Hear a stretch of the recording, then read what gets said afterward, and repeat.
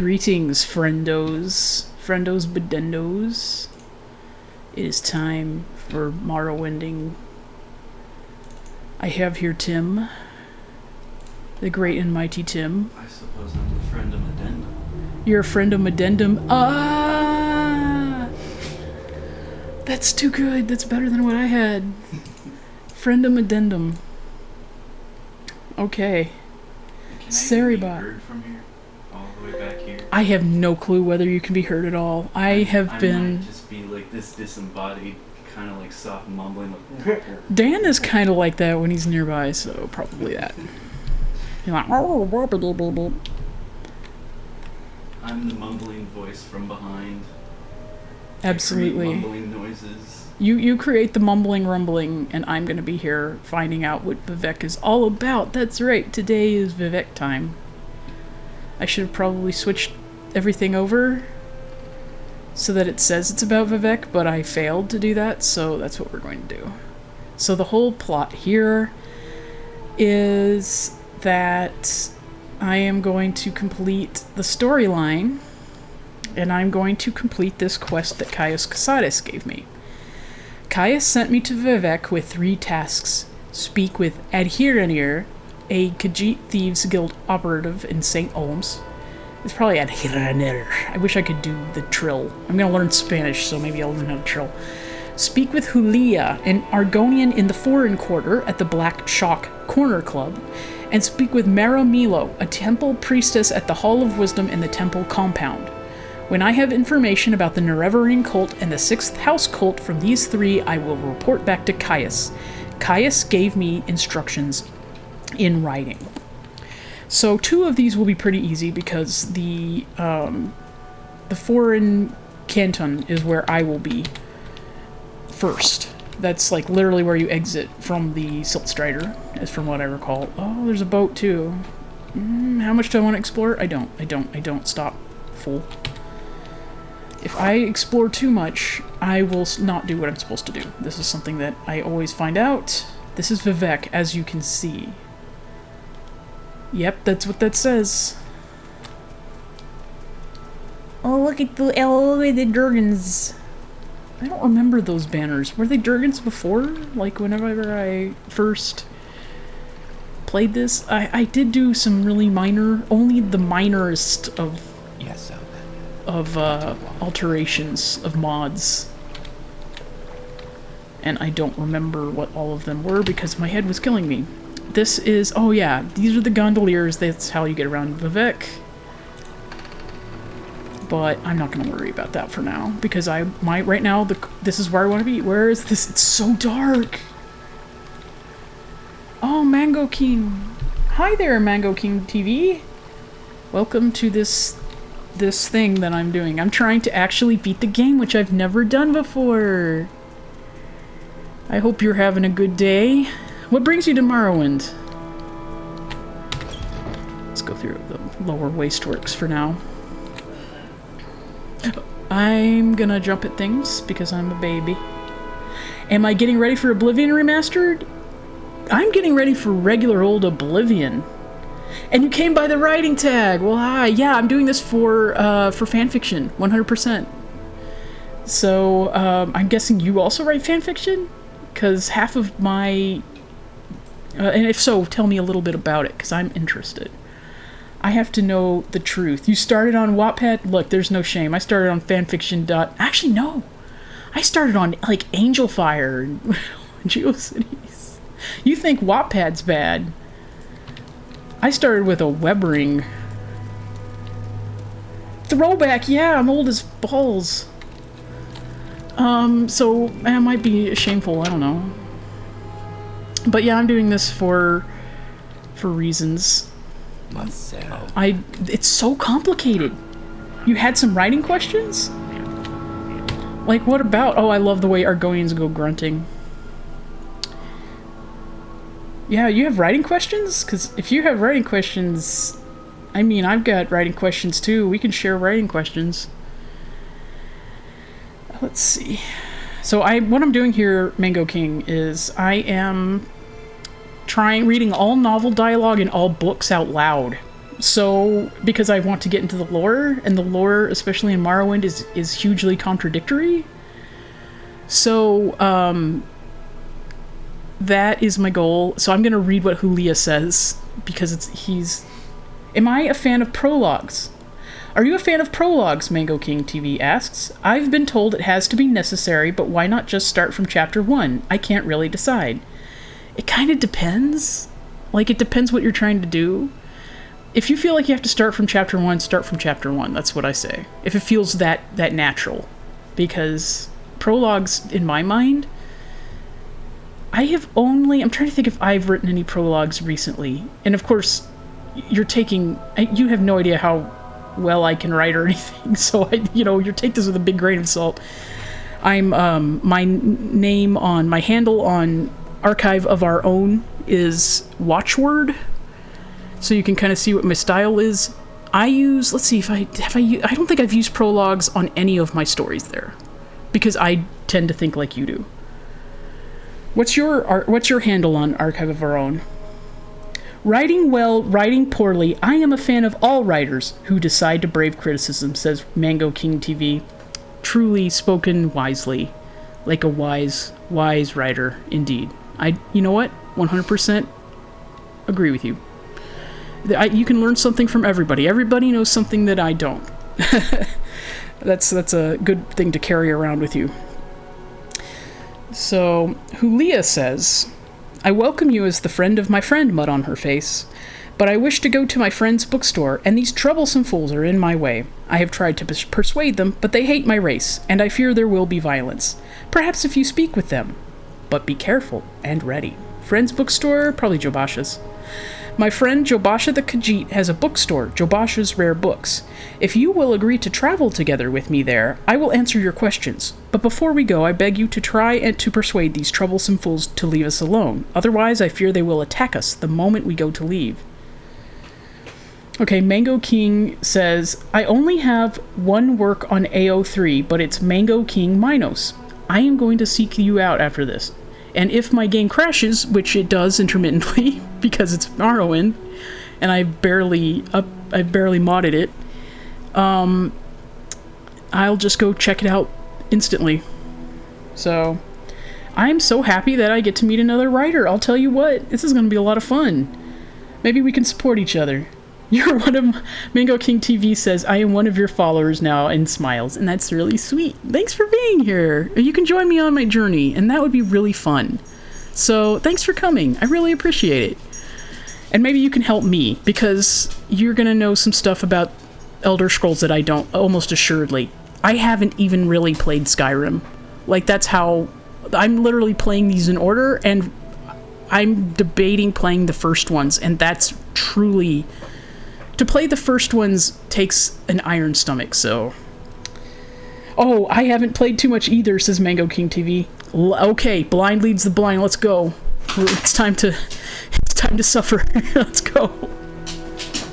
So let's find out about the troublesome fools. The sight of a free Argonian offends these racist thugs. I'm being beaten to death by a dog's tail now. Rest in peace, my ass. It would tarnish my Morag Tong honor to slay them, and I don't want to trouble my friend Solaralis Golmus by fighting in his club. But I must go to my friend's bookstore where we can talk in peace. If you have a way with words, perhaps you can talk to them. Or, if you have a way with money, they might be bought. Otherwise, I fear there must be bloodshed. Okay, Mango King TV says, my toxic trait is thinking I'm capable of doing things on the first try. You know what? That's a wonderful trait to have. That's not toxic. That is not toxic. Okay, you know what I need to do? I need to try and practice more art. You want to see something? I'm going to show you something. Oh wait, if I do this, it's going to kill my game. So, but in a second, you're going to see the stuff I drew for... It's like my standby image. And it says, I will be right back. And I made it in Illustrator. And I just keep on not doing art, despite the fact that visual art would make me better. Literally, my skill set is like a lot if it is page layout, and it's I'm an editor, and so I'm looking for a job though right now. And if only I have all these skills with Adobe Creative Suite, but I'm just kind of a cartoony little, like, trash art person. I need to start practicing art so that I can be hired for other jobs, not just page layout and editors, you know? So I'm not doing it, though, because I do so much trash work. Do you get what I mean? So, oh, Mango King. That's cool. I could be your client, except I'm broke. Ha ha ha ha ha. But one day, no, man, maybe I'd do it for you because you seem like a nice person. You know what I mean? I would give myself like a goal and like get it done really fast. I'm gonna have to yo-ho, though, to get that, so we're gonna have to worry about that later. Morag Tong. I am only a low-ranking member, but pauper and commoner do not suffer from war here as they do in the West, thanks to the honored traditions of house war and the Morag Tong. I am an Oregonian, yet they treat me with respect. If you are curious, find a copy of The Black Glove. But please, do not mistake us for the Dark Brotherhood. The Dark Brotherhood is a perversion of ancient Dunmer traditions. They have sold their honor for profit, and they are no more than a league of murderers for hire. You got it, Julia. What's Sarah? Mango King says, what? You're too kind. No, look, you're a nice person. You've showed up, you've said some nice shit, and you seem you seem to have wisdom, and by gum, I like that kind. I like the cut of your jib. You want to talk to me on Discord? I'm watchword there too. Just send me a note. Okay, Ethis Seville. Let's get him away from these jerks. I'm gonna try not swear as much. Let's see. Am I talking to you, Fetcher? No, I'm talking to the filthy lizard, so push off. What, are you some kind of filthy lizard lover? You want to give your friend a big kiss? Go ahead. Please look at me. Imagine what I kiss. Please look at me and imagine what I kiss. Please look at me and imagine what I fucking kiss. And it's not you. Also, you should know I'm writing... okay, Mango King TV says, bless you, I bless you, take a mango juice. Ah, I made a friend today. This is the best day. This really is the best day. I've kind of had a hard day. I've had a hard week. I've had a hard life. So this is nice. Thanks for coming by. Thanks for being a good egg. I like that. Friends. Friends, okay? I fist bump you across the miles. I'm gonna give this, let's see. Where's the fuck off option? Fun fact, baskets of mangoes are a sign of friendship in India. Ah, really? Oh, are you from India? That's awesome. You can tell me stuff about India. That is the one country... I mean, that's if you come from there. I'm sorry. I got excited. I always like to find out about where people come from. Haha, I'm from the U.S. No. Well, no, it's still... I mean, like I said, everybody knows something I don't. Okay, filthy lizard, blah, blah, blah. He can stay here forever for all I care. Not my problem. Okay, so it turns out 20 gold makes him stop being a little bitch, which is very good. Let's travel. Okay. Oops. Will you travel together with me to... Okay. Will you travel together with me to Jobasha's Rare Books? We leave through the door to the Foreign Quarter Wasteworks, turn right, west, continue down the hall and across the atrium on the same level, then follow the opposite corridor west on the other side of the atrium, all the way to Jobasha's door. I must warn you, unless these troublesome fools are persuaded to behave like civilized beings, there may be fighting and killing if we try to travel together. No, you should wait here for now. Okay, before I'm gonna start messing with some of these guys. Get out of my way, because I don't know. Alright, who gives a damn about a filthy lizard anyway? Get out of here, we won't bother you. What do you want? Fine, it's just a filthy lizard anyway, nothing to get upset about. We'll leave him alone. Go on, get out before we change your minds. Okay, we're alright. Is there something? Mango King TV says, did you persuade them at all, or was that the leader? I guess that was the leader. It looks like I persuaded just one of them with 20 gold and he was fine with it. Yeah, go ahead and come with me. Thank you, Mud on her face. I will follow you to Jobasha's Rare Books, and we will speak further there. Come on, my friend. Is there I believe... I hate to say it, but... Let me tell you something. Oh, God. Jesus. Hey, here's a fact for you, Mango. Inflation hitting these racists 20 gold is all it takes. Oh, my God. God bless. Thanks. I needed that. That was good for me. I'm just gonna say it. Alright, where's this? Jobasha. He's across the way. So, you should know that also a racist is Mud on her face. Unfortunately, she doesn't like dark elves. So the story, you'll see it if you read it, she's kind of an asshole. Really a murderous asshole. So this is going to be a really interesting thing to write because, let's just say that,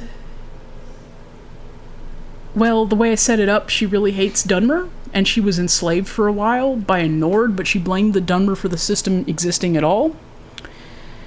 And she will hurt them on purpose and takes great delight in killing them. So what this really means is that by the end of the story, I feel like the sensible progression of her character is to come to some kind of appreciation of the Dunmer. So that's gonna be wild.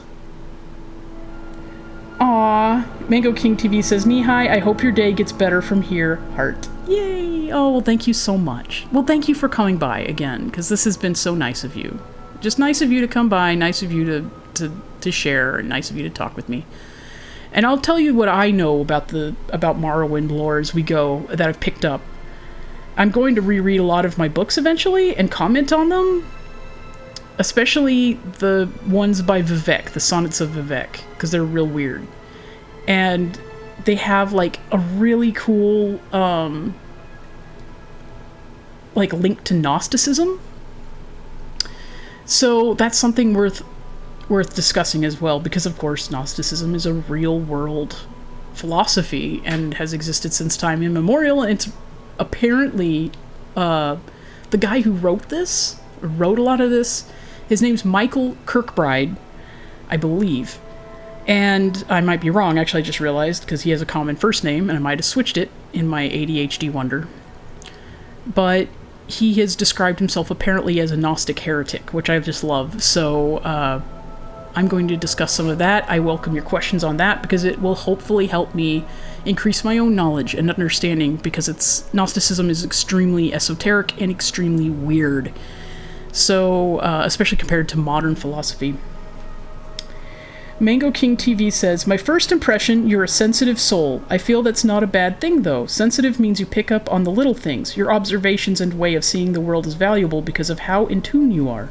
You are a gift and blessing. Oh my gosh, that's incredibly sweet. Wow, thank you. That is incredibly sweet. Okay, at this rate, we're just gonna be best friends. I don't know. This is going real well.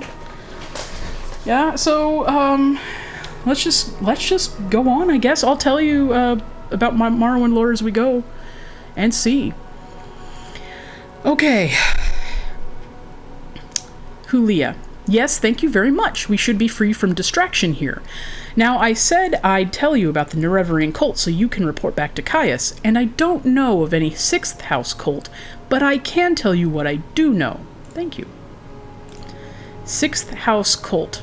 I've never heard of such a thing. House Dagoth was the 6th house, but in the War of the First Council, which happened in the First Era, by the way, it's worth knowing, Mango.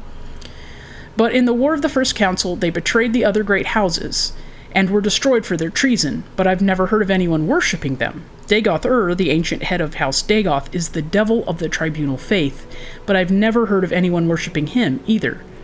I've met, like, 3 people so far who are all like, hey, 6th house is risen, hey! Okay, they're all in Balmora. Like, I could just take this guy over there and let him listen to their bullshit, but he probably wouldn't come with me, which is fair. The great houses. This is interesting, too. In modern times, Morrowind is ruled by 5 great houses. House Hlaalu, House Redoran, House Telvanni, House Indral, and House Dress.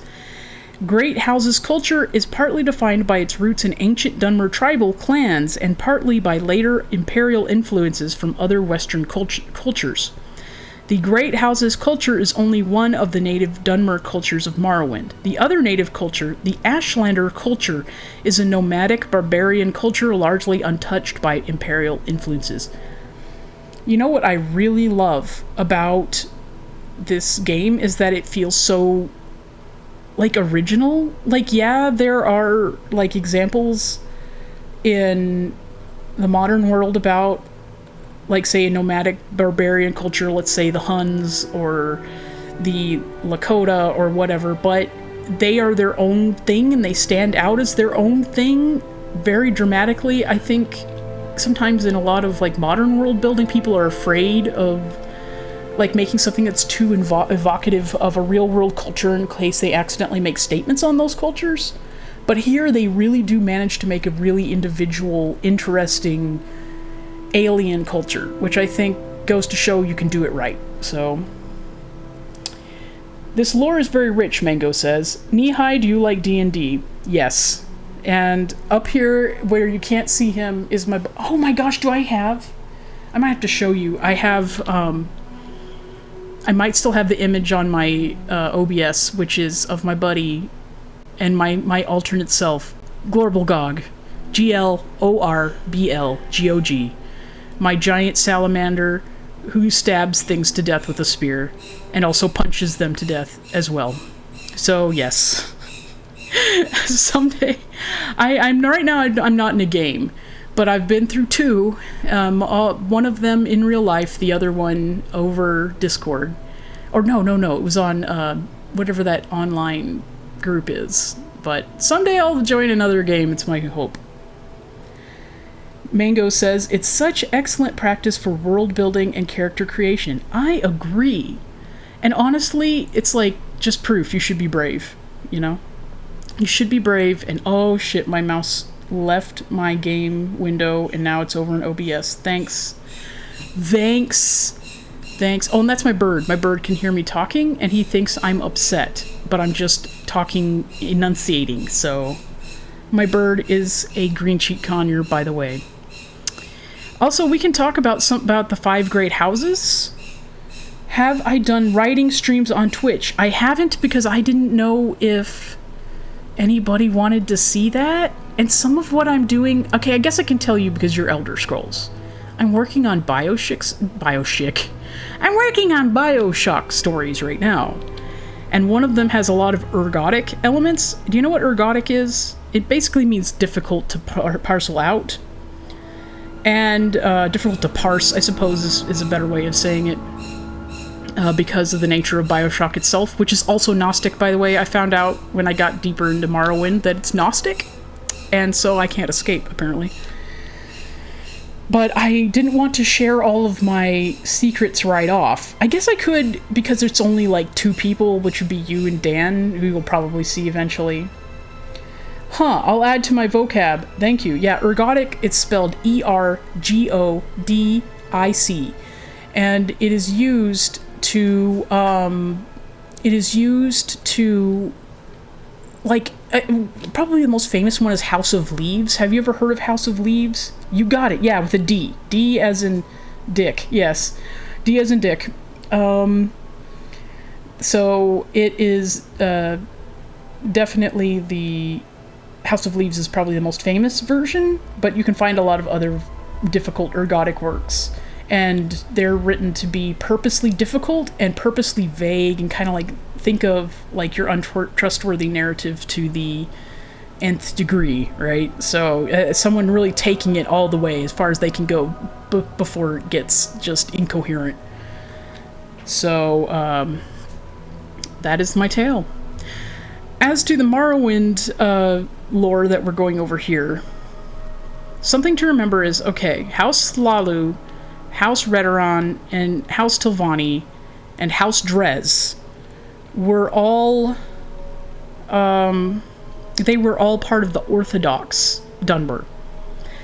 And and of course, if anyone else is listening, I don't know how many viewers I have, I usually ignore it.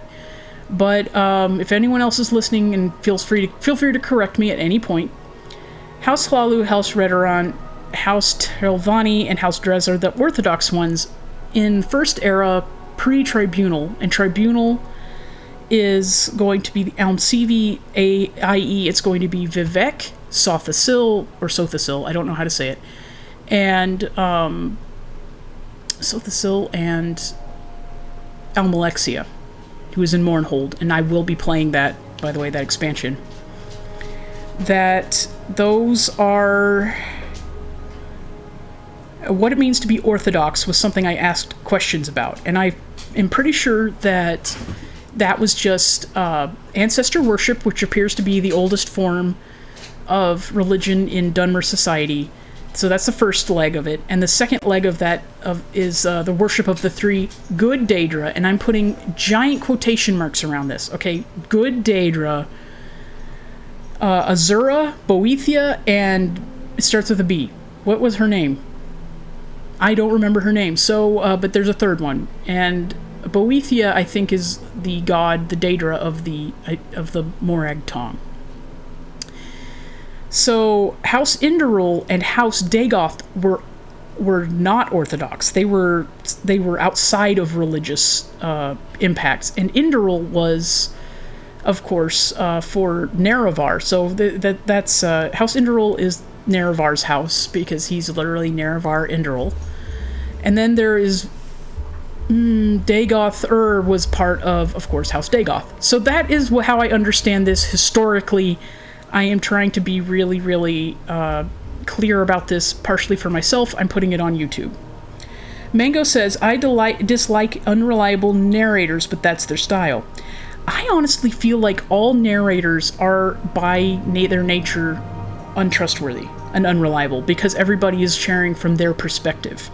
Because there's going to be, in my mind, especially when you're doing, like, first person, there's going to be two threads running through a story, like if you're really on task. And I can actually discuss a book that I hate at some point, which is, I'm working on BioShock fanfiction, and they have an official novel written for it, but it was written by a hack who doesn't know shit, right?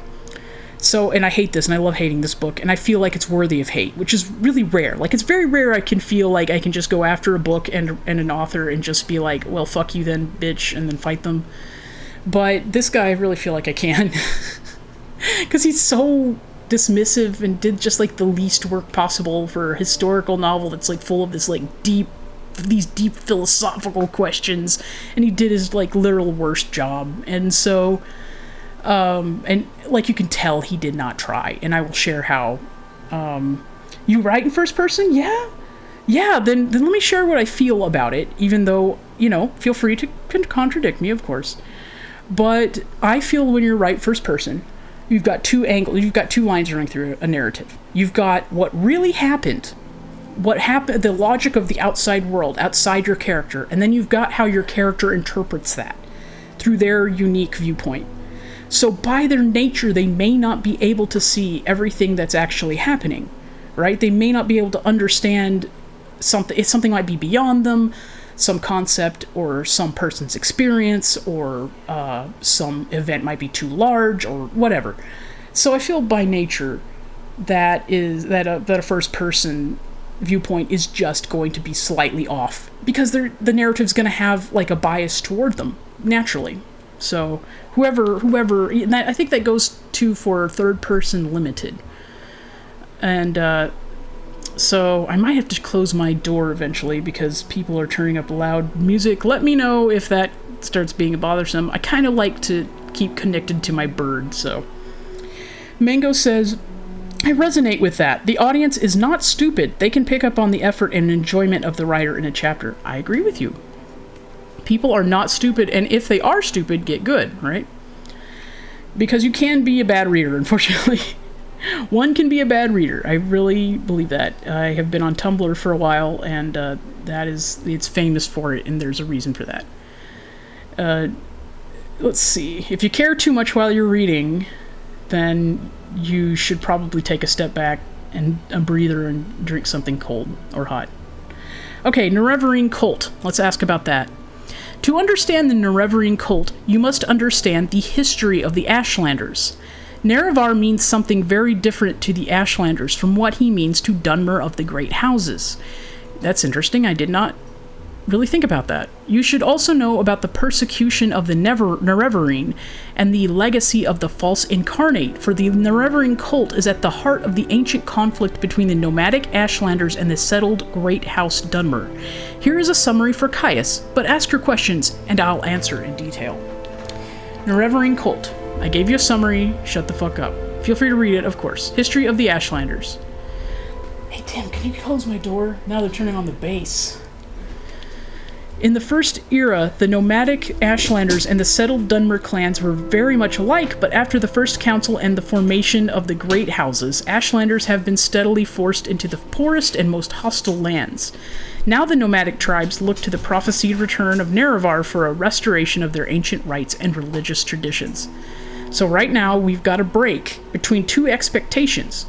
The expectations of the Great Houses and the expectations of the Ashlanders.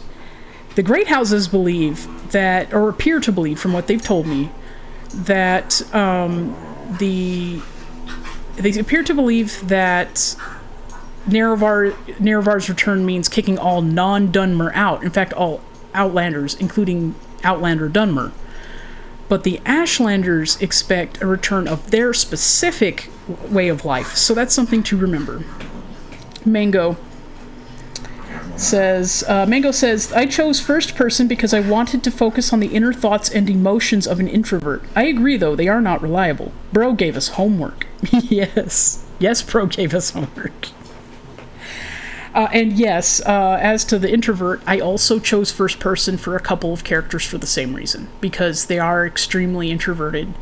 And frankly, both of them are autistic. So because I like to talk about my experience as an autist, because it just seems like neurotypicals don't really pay attention, and that can be a problem. It's like you do all this, I don't know, speaking as an autistic person, it's like you put in all this work to make life comfortable for a neurotypical, and they never try to understand you in return. And so it's kind of like my way of saying, here's what it's like for me, here are my limitations, and so on and so forth. So yeah, oh yeah, even the spectrum doesn't do it justice? Yeah, it's true.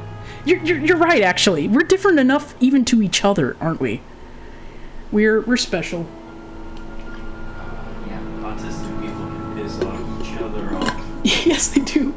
Hell, like, maybe even worse than neurotypicals. Honestly, you're probably right. Because when, I don't know if you could hear him, Mango, I've got an observer, his name is Tim, and I don't know if you could hear him, tell me if you can, but he said, I think that autistic people make other autistic people angrier than even neurotypicals, and I think he's right, because we know our own hang-ups, and we get angry when people give away the secret sauce, I think. I heard a bit, yeah, I'll just repeat what he says. So, because this is, there for a while, my sound was really fucked up, and I can't imagine what it sounds like since he's sitting behind me by about 4 feet, so. Oh, yeah. They can probably hear me if I scream and yell like this. Yeah, probably. Use your projecting voice. Outside Audio voice. is good now. Yay, yeah, you just keep screaming and, yeah, I guess. Screaming it is. No, good. Thank you, sir. Okay. History of the Ashlanders. In the first era, the nomadic Ashlanders and the settled Dunmer clans were much alike. But after the First Council and the formation of the Great Houses, Ashlanders have been steadily forced into the poorest and most hostile lands. I just read this, actually. My brain is great. I took my medicine, by the way. Ashlanders, how about that? The Ashlanders hate the House Dunmer, who have become soft and who have abandoned traditional ancestor worship for the gods of the tribunal. And the Ashlanders hate Outlanders, who invaded and stole their land and forced them to live as a subject people. A reborn Nerevar who could drive out the Outlander invaders, destroy the false worship of the tribunal, and restore the pure traditional life and faith of the nomads would be a very popular hero to the Ashlanders. The dog, meanwhile, is going to be back here making fart noises. That is not me. I took my dairy, my lactase when I ate cheese. I'm safe. Okay, Great Houses. It's the dog, I swear. Great Houses, I think we only talked about. Yeah, we already talked about that. I gotta watch out because the dialogue will start cutting off. Truncating. The persecution of the Nerevarine. The temple treats the Nerevarine prophecies as heresy, and the temple imprisons and executes heretics, unless prevented by imperial law. But since the Nerevarine cult is hostile to the Empire does not interfere when the temple persecutes the cult. Ashlanders hate the temple, and particularly the Ordinators, for their ruthless treatment of Nerevarine cultists. I did already ask about the Nerevarine cult, right? Yes. I'll read the homework from Bro. Audio is good now? Yes. You're gonna hear the dog farting. Again, it's not me. Let's see. False incarnate. Where'd it go? Buddy, where'd you put my false incarnate? No. What did you do? Okay. No, I clicked the wrong one. In the past, some have claimed to be the reincarnated Nerevar. The most recent is known as Peak Star, a figure of legend among the Wastes tribes for the last 30 years. The temple says these false incarnates disprove the prophecies since the false incarnates fail and come to nothing, but the mystical Nereverian cult glorifies rather than shrinks from contradictions, citing the appearance of failed incarnates as certain proof of Nerevar's coming rebirth. This is really interesting to me in another way, because I've seen, okay, just to let you know, Mango, that I'm part of like a Facebook group. Again, I'm very old. I'm 40, but you know, I'm old enough that I'm still on Facebook. And one of the things on Facebook is called swit posting. And I have learned so much from swit posting about Nerevar, and because the Nereverian cult is extremely esoteric and weird and full of contradictory things. And one bit of information I picked up that just blew my mind yesterday was someone was saying that they are convinced that Nerevar, that your character is not actually Nerevar's reincarnation. That all Azur is doing is throwing as many Outlanders at Morrowind as she can to try and just make it come true through sheer force. Which I think is the funniest thing I've ever read, and I actually just really love that idea. That you just so happens. Because everybody believes in it so much that they make it true. Which may be true, given some of the stuff that we're reading here, right? So false incarnates, and again, this story in particular, by its nature, is filled with contradictory information. So you can kind of just pick what you want. Mango King says, almost brute forcing it, like a monkey writing a book by punching random keys on a typewriter. Exactly, and you don't know how right you are, like in another way. Gnosticism, and I don't know how much you know, so forgive me if I tell you what you already know, but it's, it comes from gnosis, the idea of becoming aware and learning, understanding through your own individual experience, not from outsiders necessarily, although outsiders can give you the ideas necessary to come to gnosis, but it's all your responsibility as a person. That,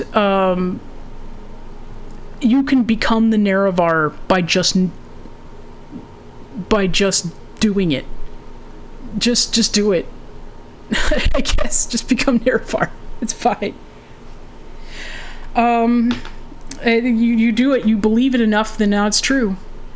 You say it enough, now it's true. Maybe it was false before, but now it's true. Why? Because you did it.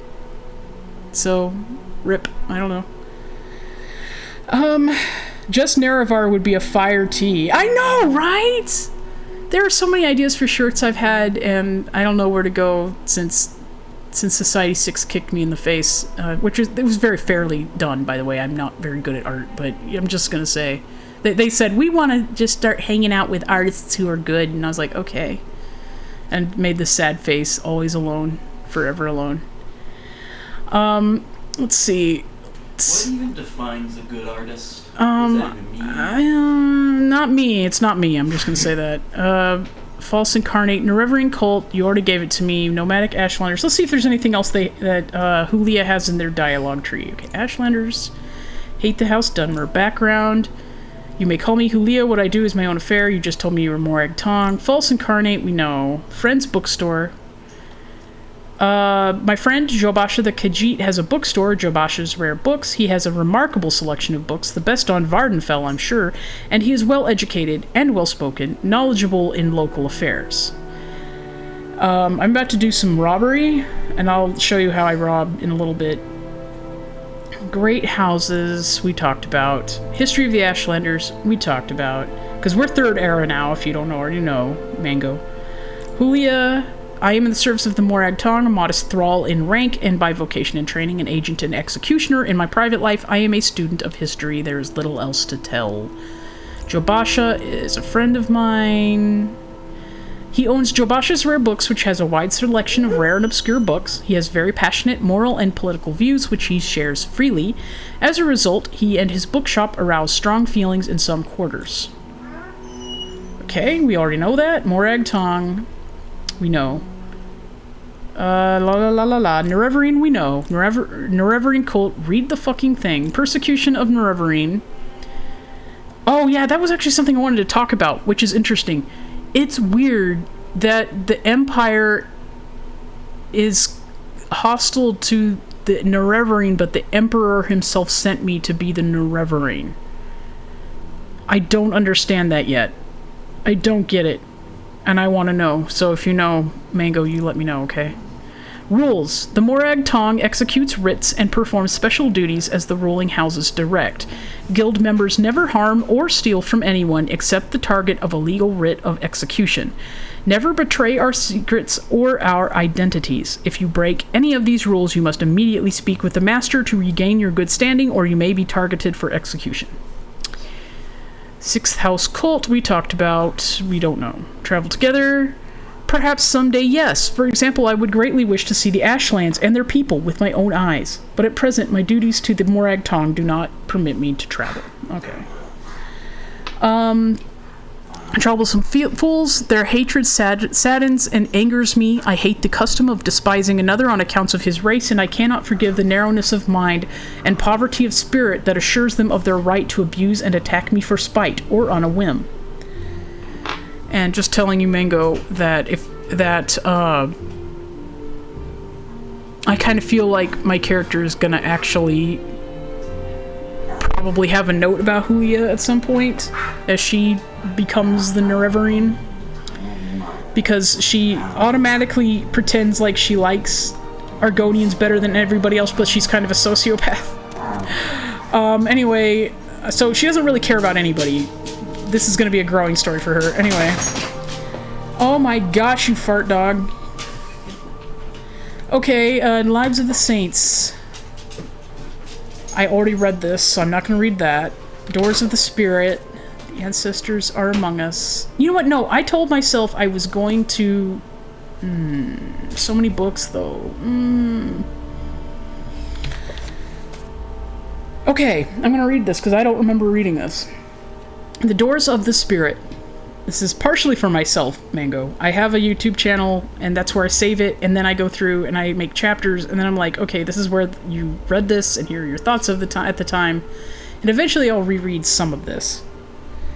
You love reading. I definitely play differently. Look, I'm going to tell you the truth. I have to make myself do this. And part of the reason that I didn't ever finish the game before is because I didn't read the books like I should have. Like, only every now and then. Sometimes I'd open one up and go, whatever, bye. I just would open them up to see if I would get, like a stat boost and leave. So I didn't know what the story was of this game at all. I was just running around killing people.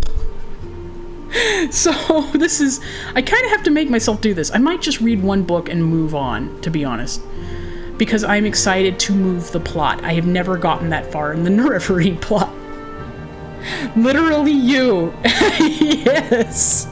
I have to make myself do this. And I am made fun of by Dan constantly. And eventually Dan is probably going to show up here and insult me roundly. So that should happen. Okay. The Doors of the Spirit. The Ancestors Are Among Us. They are never farther away than the waiting door.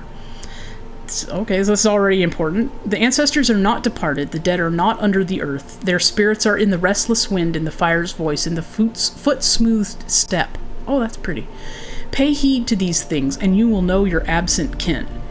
Pay reverence through gift and prayer. Acquaint the ancestors with your affairs, with your comings and goings, with your blessings and trials. I want you to know, Mango, that when I go into Dunmer Tombs, I frequently teabag the ash pits. So anyway, take that for what you will. From the waiting door comes your protection.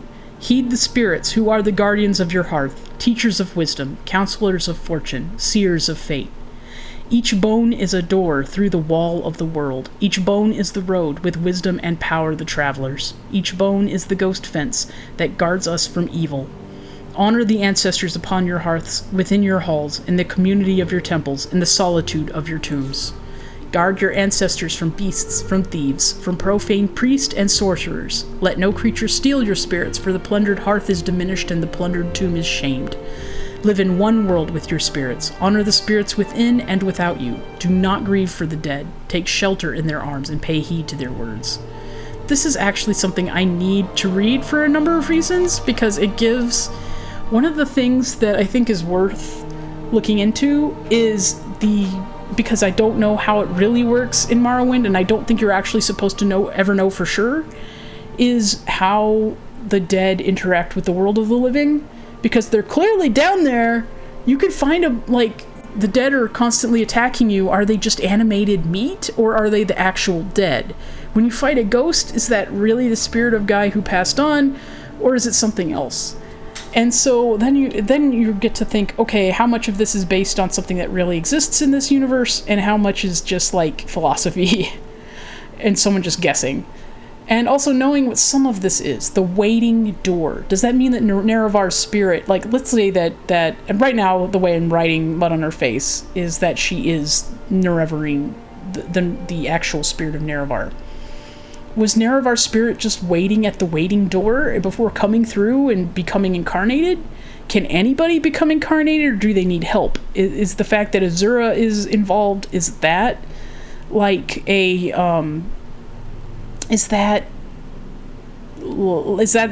only way you can become incarnated, if you kind of have like a higher power, enervating you, as it were? So sounds like the ancestors are people, like a relationship. Even if you're not sure if they can hear you, you should always pretend like they can, so they know. Unless you're me, who doesn't know, because I don't know, because I'm probably not Nerevar's actual incarnation. But whatever. The bone. So some reason the spirit is connected to their body. That's interesting in itself. The connection between body and spirit does seem to be kind of wound into the mythology of this place. Honor the ancestors upon your hearths, within your halls, in the community of your temples, in the solitude of your tomb. So it's going to be like a private... It's not a big show. You do it as an act of worship. Okay. Frontier Conquest, I've read and never want to read again. Consolations of Prayer. This is... Okay. I apologize to you, Mango. Enjoy this. The Consolations of Prayer. Through the bounty of blessed Almsivi, triune grace, and all the hosts of saints, the faithful who pray at the temple's shrines may be granted blessings through the miraculous sacraments of prayer and devotion. So what does it do? The three-sided shrines betoken the three-faced benison of Almsivi, and may be found in temples, or at sites of pilgrimage, or at pilgrim waysides, or in the tomb of the sanctified. What benefits may be gained shall be listed herein for the edification of the worshipper and pilgrim. All shrines grant cures of common diseases, of blight diseases, and of afflictions of poison. Those shrines bearing the images of Vivec, Almalexia, and Sothasil also may grant the blessing of Almsivi restoration, which restores damaged attributes, and the three blessings of Almsivi, it's actually something I should know. Vivec's mystery for good fortune, Soul of Sothasil for magical power, and Lady's Grace for endurance of hardships. Hey, Mango, have you seen the scary-ass image of Nerevar being murdered by the Almsivi? Where his... Sorry, Nihai, I probably would have to play the game. This is like drinking from a fire hose. Yeah, enjoy. These shrines bearing the images of the saints may also grant the particular blessings of the saints, which are listed for you here. Thanks! Saint Erlor grants Erlor's intervention for fortifying character. Saint Dellen grants Shield of Saint Dellen for resistance to blight diseases. Saint Felms... Does this mean that the Argonians like Saint Dellen? Because they have like a natural resistance to blight and to diseases in general. Saint Felms grants Felms glory for greater skill in restoring magics. Saint Lothus or Yothus, I don't know what this means in this context, grants Rock of Lothus for fortifying the will. Saint Maris grants Maris's warding for resistance to corpus disease. Saint Nerevar grants Spirit of Nerevar for fortifying the body's vigor. Saint Olms grants Olms benediction for resistance to common disease. Saint Realms grants Realms grace for endurance of hardships. Saint Roris grants Roris's bloom for fortifying the body's health. Saint Saren grants Saren's shield for resistance to poisons. Saint Veloth grants Veloth's indwelling for magical power and also grants the blessing of Almsevi restoration, which restores damaged attributes. It should be noted that okay, let's count. 1, 2, 3, 4, 5, 6, 7, 8, 9, 10, 11. So you'll know numbers are really sometimes they're important. I don't know if it's important here, but I've been noting them because I've noticed that in for example, you start the game with 108 gold, and that can be divided by 9. So are you on the duty of the 9? That keeps happening too, where something that can be divided by 9, often money, and of course money are what they're called, drakes. They're symbols of the empire. That might be there for a reason, because of the divine 9. Saint Veloth is interesting because the Velothi have something to do with Nerevar, and I'm still not sure. I think Velothi seems to be a really old god, like pre-Almsevi god, because you can see mentions of him in works of Vivek's, which you'll see in a bit. So that's interesting in its own way. It might be that we have 11 here, like 11 saints here, for a couple of reasons, which is that we have 10 plus 1. And 10, of course, we have to keep in mind that the creation of this particular mythology came from a white guy with a Christian background. And I think he did some doodling around with some Indian faith, so like the Bhagavad Gita and that sort of thing. That there is some influence there. Gnosticism, too, is like a mishmash of like really early Buddhism / Hinduism and like the Christian faith. I say Christian, it can be complicated, so don't quote me. I hope you enjoy this fire hose. I have scented it with beautiful scents, and I think it's orange flavored. The faithful are granted these blessings when they pray at the shrines and make a modest donation. Because what does God need? Your money! The blessed of the initiate rank and higher of the temple have already made their devotions in service and piety and need only pray at the shrines to receive their benefits. And Almsevi is generous, so even the unbeliever may receive a blessing if he prays, if he proves his respect with a generous donation. Okay, you know what? I'm going to leave it at that. Oh no. Oh no. No.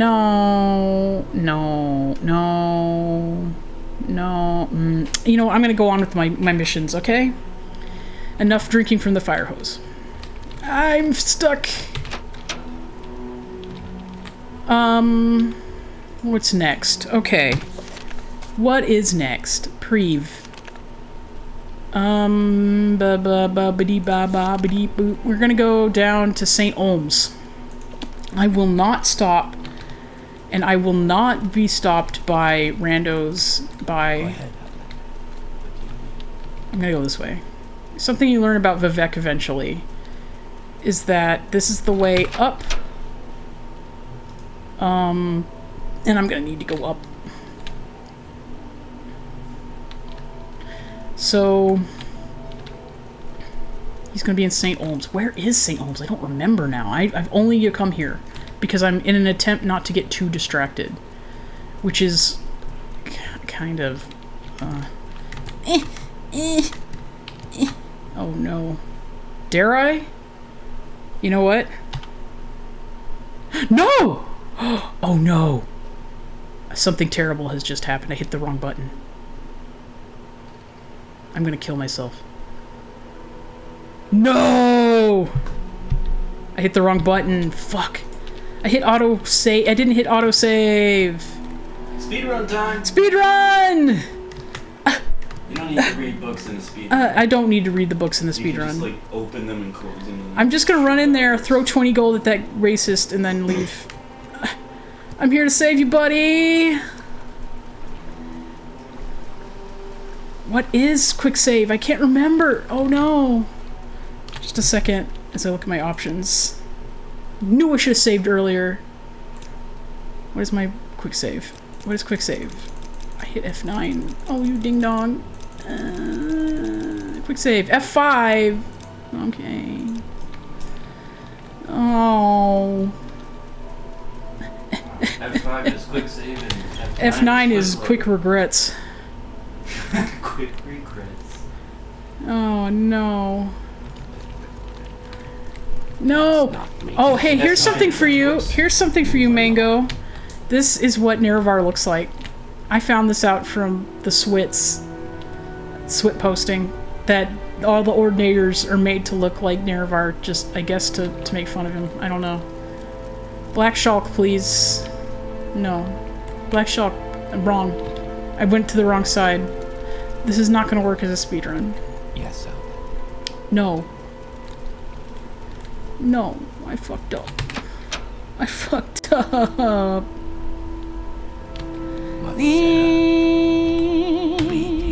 Yeah, okay. Friends Bookstore. Yes, okay. I'm gonna click everything.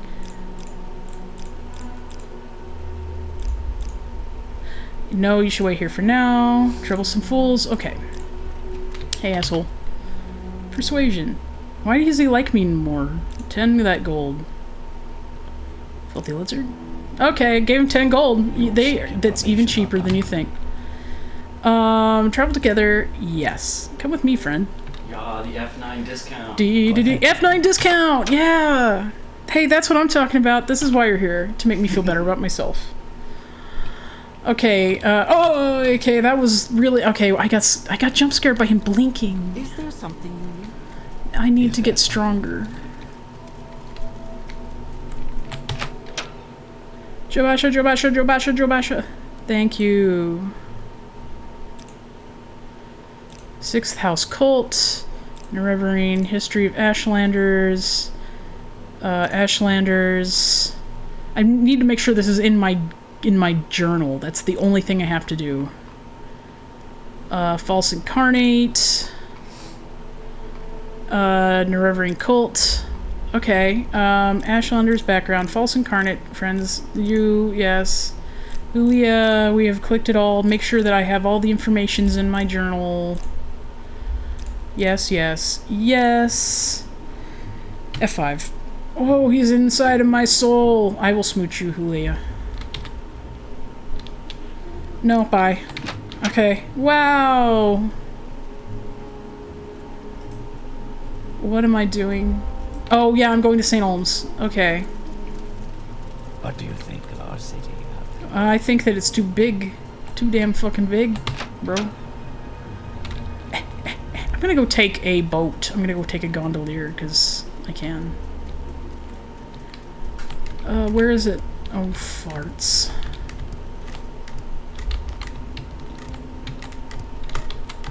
The good news is I'm working on her weak-ass knees. Oh god. Hee hee! I made it! I didn't die! I'm a kangaroo. Let's go. Take me. Take me to St. Olms. Oh, it gets hot in this room without the door It does! open. That's why I have it open most of the time, but if they have the, But if I have the door open, I get all the bass. So big old bass drops on this you. room gets hot, but I just have to endure until I get a proper job. I am not going to be able to make any calls on anything. So Oh, from my perspective, these ain't bass drops. These are bass caving in. oh damn, I think oh I'm in Redoran. Okay, this is a Redoran canton. Different houses have different cantons. I think St. Olms is in the center-ish. It's been a minute. Oh, it's Arena. I could join the Morag Tong, but I'm not really feeling it right now. I feel like I want to do the story itself first. Have you tried reading the books in funny voices? I have. Every now and then I do. There's this one that I think is really precious, and I really love it. It's called A Dance in Fire. We're at St. Olms! And, it's a house. Oh, I forgot about this. I don't care about you really right now, girly. Seen any elves? Is that racism? Leaving. I'm going to go ahead and go upstairs. These are houses. I forgot this existed. And I shouldn't because I'm pretty sure there's usually an apartment in one of these cantons that I take over. So I think an interesting thing to keep in mind, especially when you're writing fanfiction, is that by nature, a video game is going to have to be smaller than real life. So you should, if you're going to write about it, you expand all the locations. That's my personal thought. Farmers and Laborers Hall? Oh, neat. I'm part of the IWW. Alright, what are you? Who am I going to talk to? What's his face? Tailors and Dyers. Where's this adhere near? He's gonna be low Wasteworks. In St. Olms. As I recall, he is down in, like, the Canal Works, yes. Yes, he is. By the way, I'm pretty sure this is Vivek and all the little hobbits, that's us. We're all hobbits to Vivek. You can kiss my ass. I have a thing about gods, I don't know. Anyway, no, don't talk to me. I don't care. Bye. Ooh, a deer in there! Ow! What? Your trade? What is your trade? Jadonner has no trade. Jadonner has the sugar. What does Jadonner need with trade? Just go, wait, leave Jadonner alone. Honestly, I feel you, bro. That actually tells me I wrote something incorrect and makes me a little sad. One of my Khajiit does not do enough first-person speaking. I should change. Did I go on the wrong Canal Works? I think I can do that. I just realized this should be added, that there is a place for communal worship, clearly. I'm sure you're not supposed to walk on these. Underworks is Tulo. It's Canal Works he's in, I'm pretty sure. Okay, where did I come out? I think I go on the other side. Oh, good job, citizen. Oh, never mind. Is there something you need? I need to leave. One time I made a mistake of trying to harvest these plants. Don't do that. I'm just gonna tell you. No. You'll get attacked by a guy in a helmet. Is this on the other side? Or I've been here? Okay. I need to talk to the Ordinators too, because that way when I fight the murderer of Ordinators, I will have a, Go ahead, Outlander. What do you need? I will have the quest active. You're not my adherent. Is he in here? I should probably be... Oh, farts. Get out of here, rat. It's mine now. Oh! Ah! What is it? Huh? Oh, rat. I'm so scared of rat. Thanks. Oh, get out of here. Books! Dawn and Dusk, Anticipations. I need all this. Thank you. No.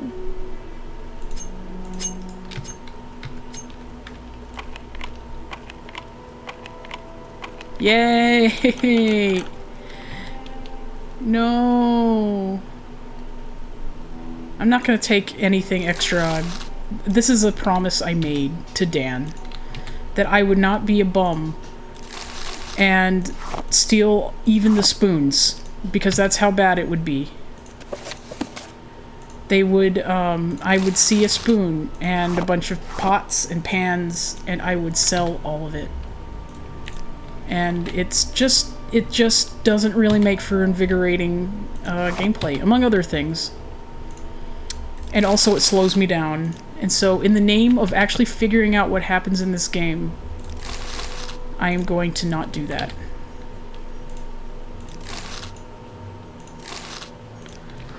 Okay, I hear breathing. That's creepy. Thank you. I'm gonna steal, however, all your eggs. What is breathing?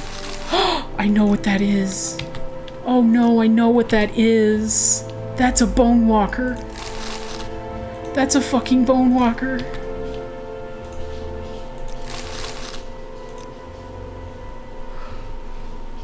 Oh no.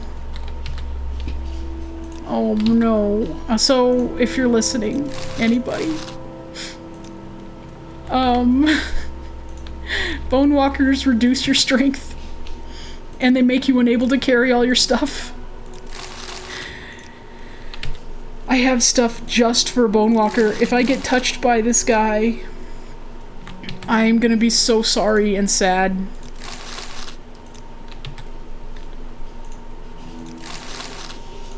I don't think I can fit him in one of these gems either, so...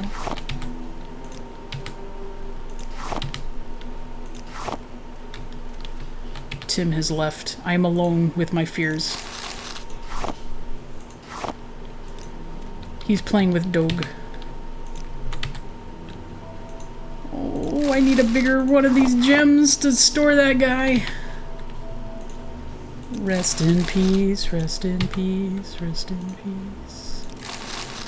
Eventually, because one of the annoying things about this game is that when you post it to YouTube, there's some asshole who says that they wrote Nerevar Rising, so you end up getting claimed.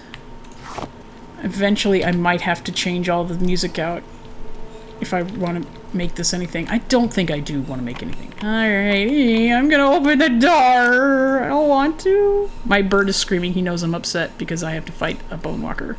This is acceptable. My bird often just reads my feelings, and sometimes he can do it across the house.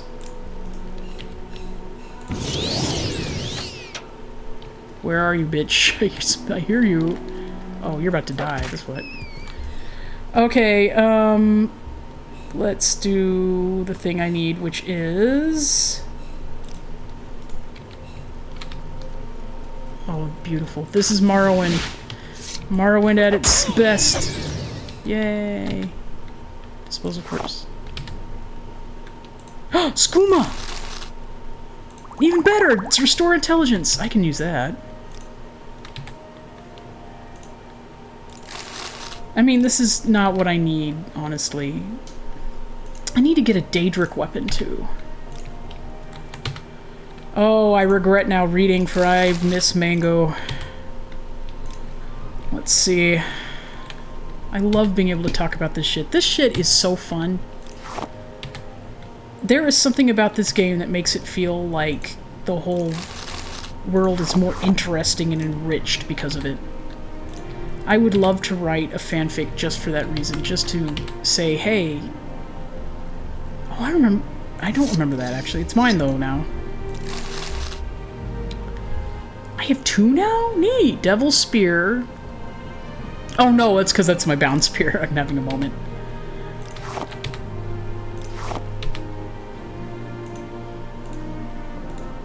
No! Give me the money!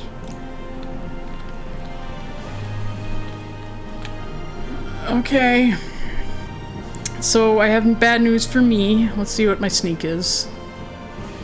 Pretty sure I can hear that guy in the other room. Oh shit. I'm gonna have to save. You know why?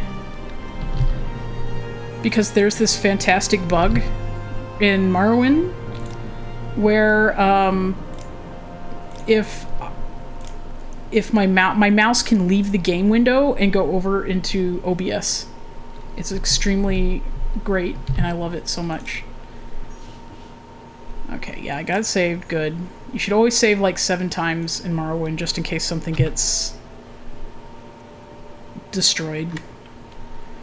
Ask me how I know. Okay, do I have to do anything else? Okay. Oh, because it crashed. It crashes too. Constantly. Okay. I wonder if I should add that, like, I'm reading out loud.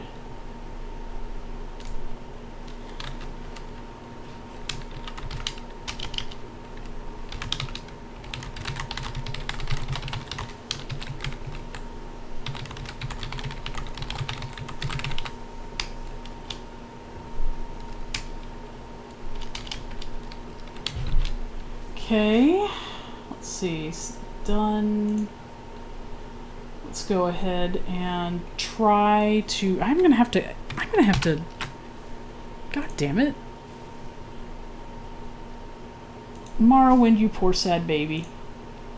So that's just... I'm learning brand new signs. I'm learning brand new signs all the time for how Morrowind crashes. And so far it crashes in two ways. It'll get stuck. It'll get stuck in like a... where my mouse leaves. My mouse leaves the game. And then it crashes because it when it gets stuck on one screen. It'll record it. I'm not sure that it's streaming it, but when I notice that, I can't trust it. So anyway, let's see if I got friends with Mango. I'm just gonna look. Friends? Add friends? Aw, you didn't send me anything. Well, Mango, you send me a Discord link, okay? I'm gonna become your friend somehow, one way or another.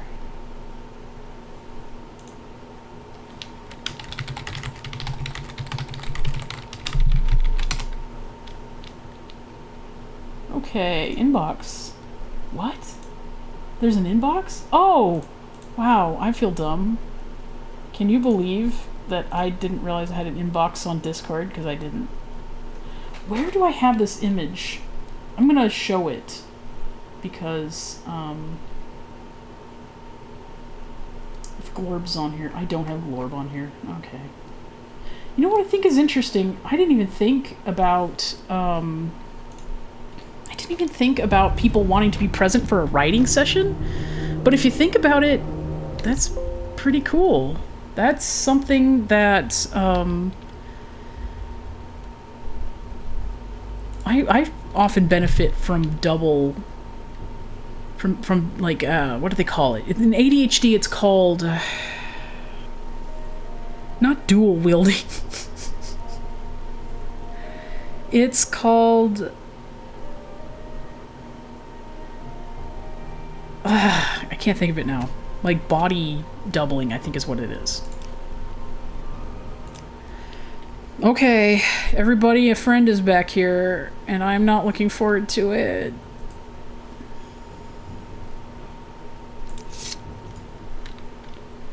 Okay, Misk. Journeyman's a lockpick, probably not gonna work here. Let's see what security is like. 16, oh that's not very good at all. You know what? It's magic scroll time. Where's my magic scroll?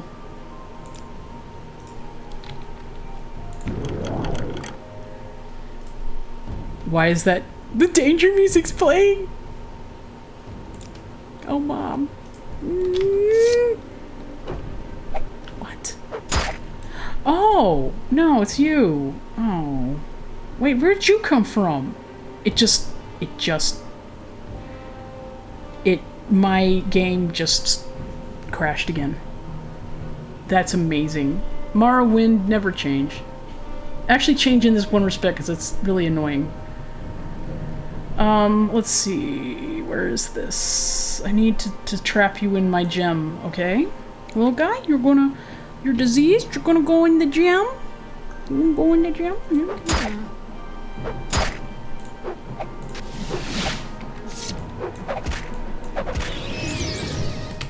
Okay, get out. Okay, goodbye. Did you know that you can catch diseases from rats that are dead and diseased? So actually after this, if I find another rat but it's not diseased, I'm going to leave its body so it doesn't regenerate next time. Let's see. Actually though, I could get constant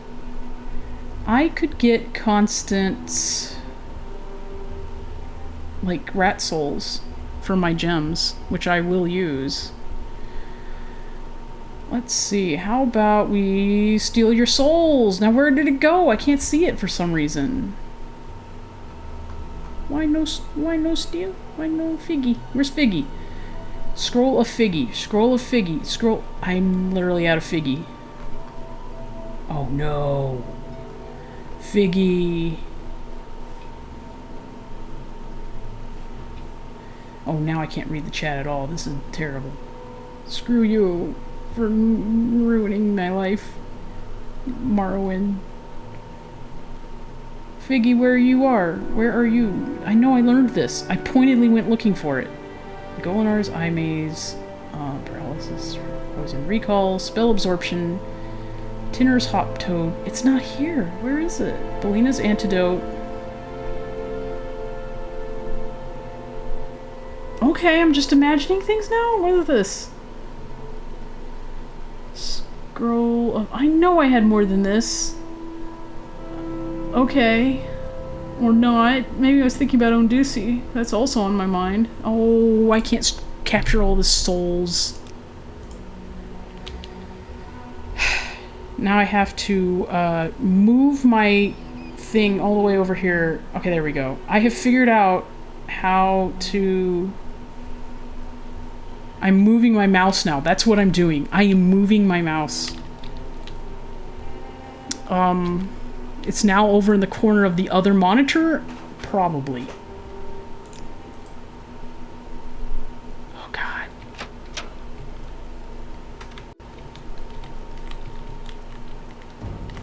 Yeah? Yeah. Oh! Get out of here. Okay. Constant souls, but right now I don't have a need for... You know what? Constant experience. Get out of here. I need the experience. I'm just a baby. I forget how much I did security and I forget how much I did sneak, but I'm pretty sure I heard somebody who is breathing who shouldn't be. No! I'm sorry. No! I don't like him! I don't like him!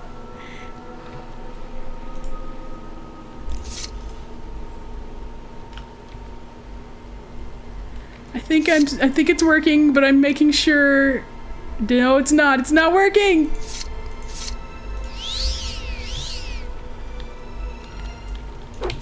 No, don't touch me. Don't touch me. Don't touch me. Don't touch me. Don't touch me.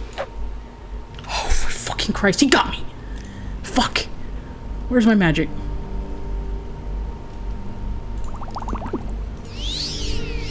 Ah, shit. Shit. I don't like you. I don't like you. I don't like you. Why do you do this to me? A mere child. A mere darling girl. Fortify intelligence, fortify willpower, yes. Good. Shield. I'm going to use this now. I knew I heard you, you piece of shit. I knew it. I knew it. I knew it. I knew it. I knew it. I knew it. I knew it. Okay, I'm gonna kill these things now. Fuck you. Fuck you. Fuck you. Fuck you. Please die. Murdered. No. Okay, we are gonna... Okay, how am I doing on health? Okay, we are going to... let's do you. We're gonna do you. We're gonna do you. Oh, I didn't apply the right one. Let's apply my weapon. Bound spear. Good. Stop getting up close to me. Fuck you. Get out of here. Who's out? Who else is out here? Fuck you. I'm gonna kill you now. Fuck! No! There's that guy! No, you are not coming up here. You are dying first. Fine. No. No! Wrong time!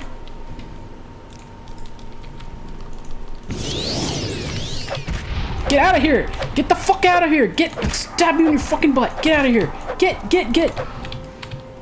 Right up your fucking ass. Get out of here. Oh no. I'm so sorry to anyone who had to hear that, or see that, or think of that. I'm leaving their bodies here so they don't come back. What's wrong? How are you? Oh, good. Where's my strength?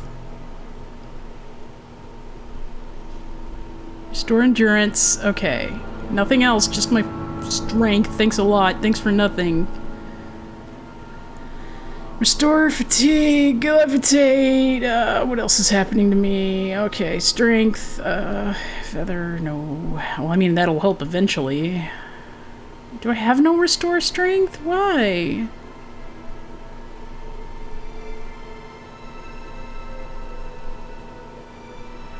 Why did I only have one of those? You know this is my constant problem. Oh, I have some vintage good shit. I really don't know how much I want help from...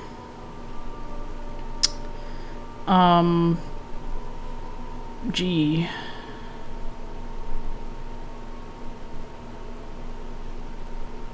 Restore fatigue, restore health, restore magicka. Yeah, but... No. No. No. No. No. Do I have nothing? Do I have nothing?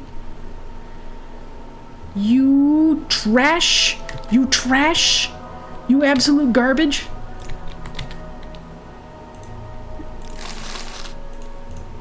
I need some better gems, for one thing. Squealing going on in the other room. I'm not sure I trust it. Okay. Let's see.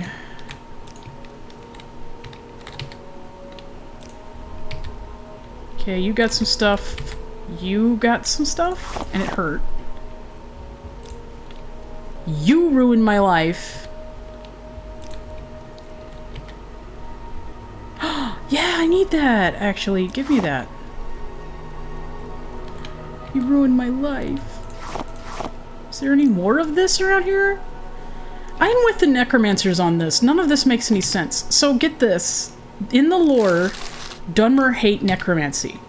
But Dunmer make things like that meat man. From what I'm assuming is their loved ones. I'm assuming that if you could really live in Morrowind, you would be seeing your grandpa in the freaking, you know, tomb that you share with your family for worship. You would see his freaking face on the freaking monsters. And it would be like normal for you. Like, oh, there's grandpa. He's just a big nasty monster man now. You know what I think of you? I did it. I did this what I think of you. Fuck you. Take a shit on your people. I'm so respectful. And angry. And childish. And where's my journeyman's lockpick? Give it to me. I'm so mad. How dare you fuck with my strength? Sure, I broke into your sacred place, but, you know... I'm stealing money from your grandpa.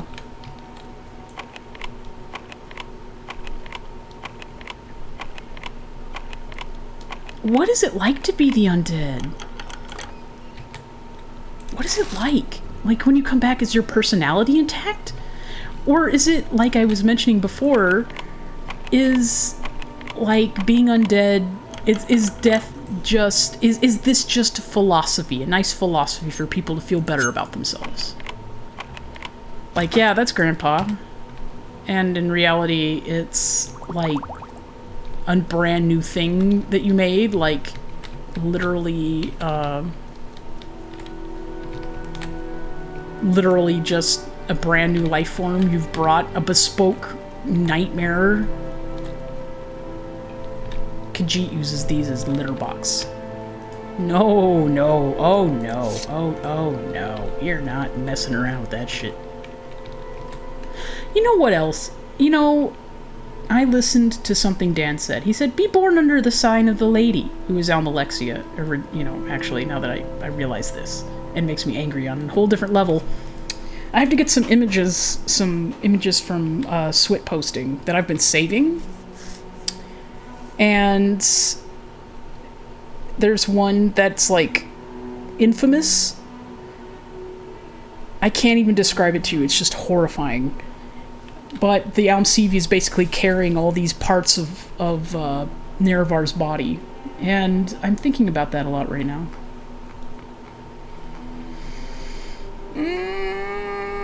One of the best parts of this mod, I just did quality of life mods.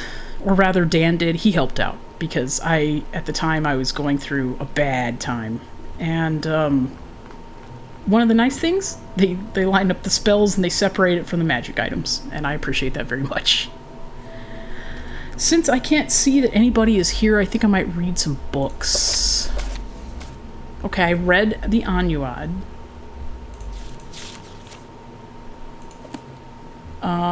Did I read the Anticipations? Oh, yes I did. What is that good...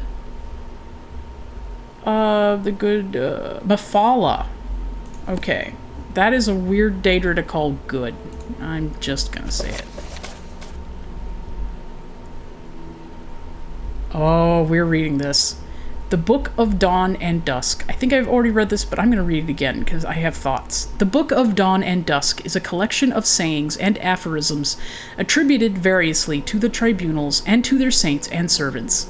Many of these sayings have become common cliches of everyday life in Morrowind, so I could use this in my writing as dialogue, right? The following selection of slogans will illustrate many of the simplest notions of the tribunal faithful. Speak none but good of the gods. Capital G. Okay. We can have no opinions about truth. Oh. Like, that's heavy, isn't it? So that says two things. That can say, first of all, that you can't ever know the truth. And again, Gnosticism. Here we are, like, Gnosticism coming to understanding in and of yourself. So this could be right here. This could be heretical in a lot of ways.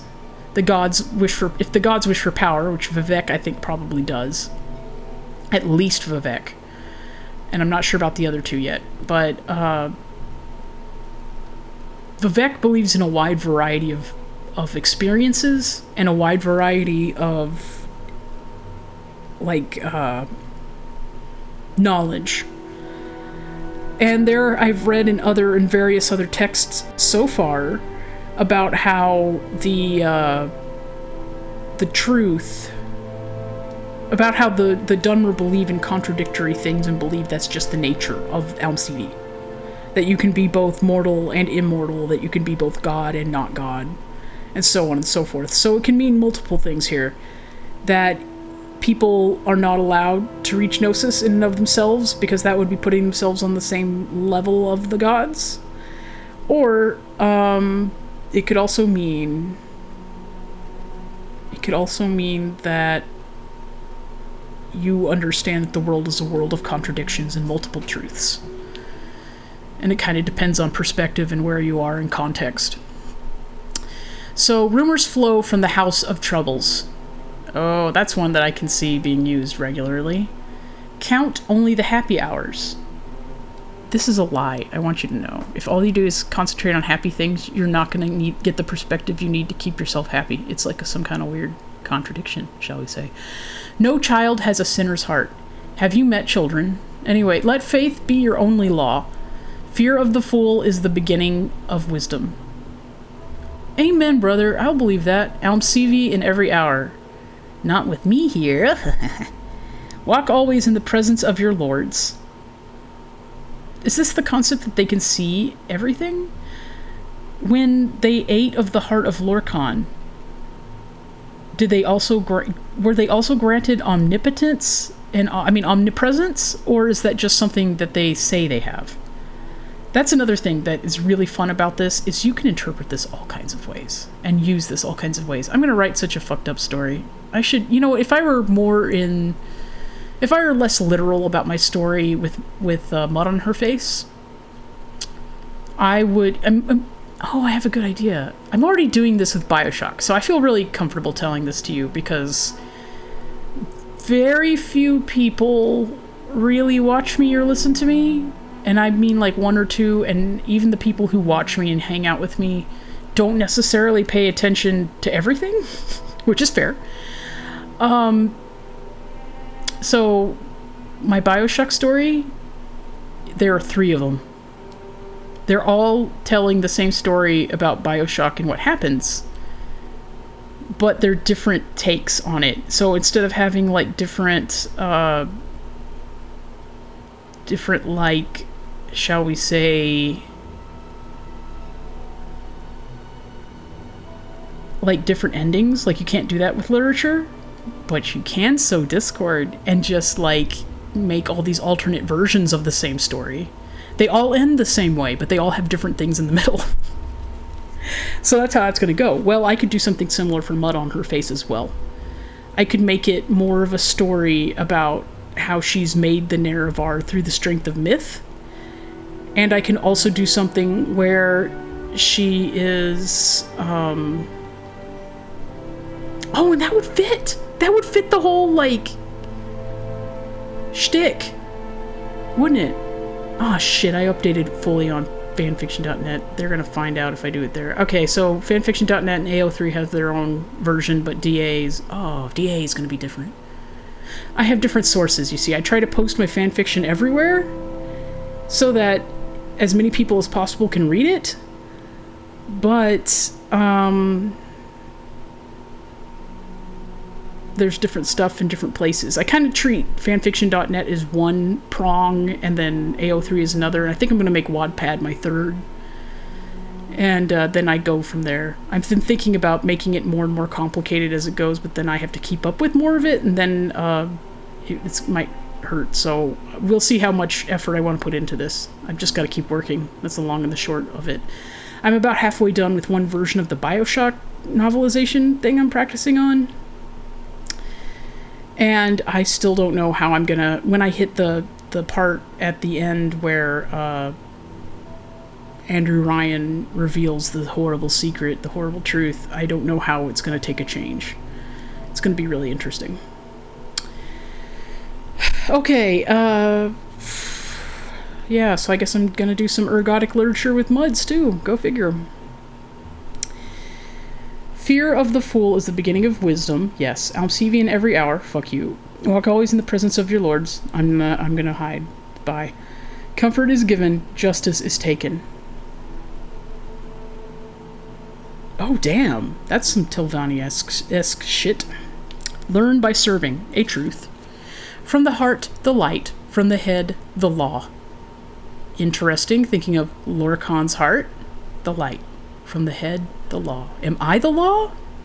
Is Vorin / Dagoth is he the light? Blessed Almsevi, mercery, mastery, mystery. Mercy, mastery, mystery. Mercy, who's mercy? Mystery, who's mystery? Does the trio reflect all of these at once, or does mercy, mastery, mystery, does that reflect on an individual? Mercy is one, mastery is one, mystery is one. Forge a keen faith in the crucible of suffering. That's very Gnostic. You suffer and you learn. But faith in what? Faith that there's a way? What is faith in Gnosticism? Because honestly, I just realized I don't know what that is. Is it faith that you'll get there? Is it faith that you'll finally understand? That you have to have faith in the path?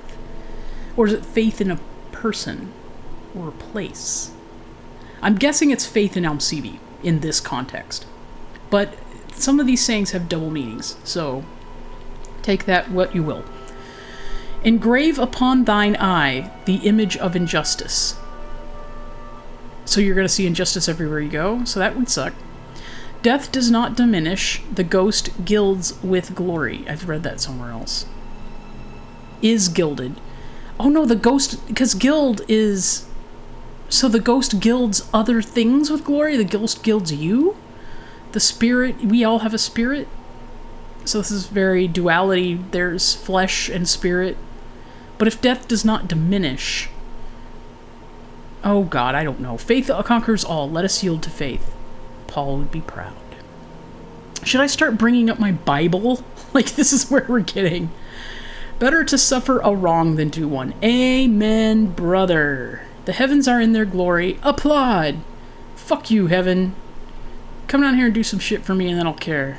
I'm sorry. I'm an angry little ex-evangelical. I should shut up.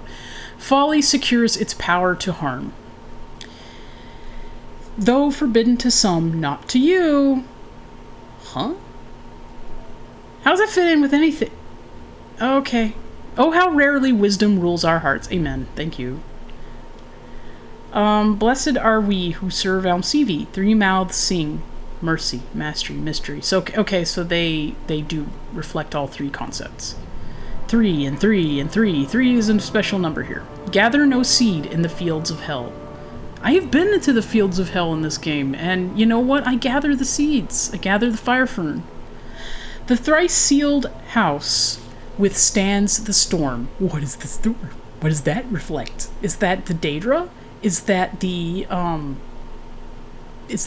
Daedra? Is that the House of Troubles?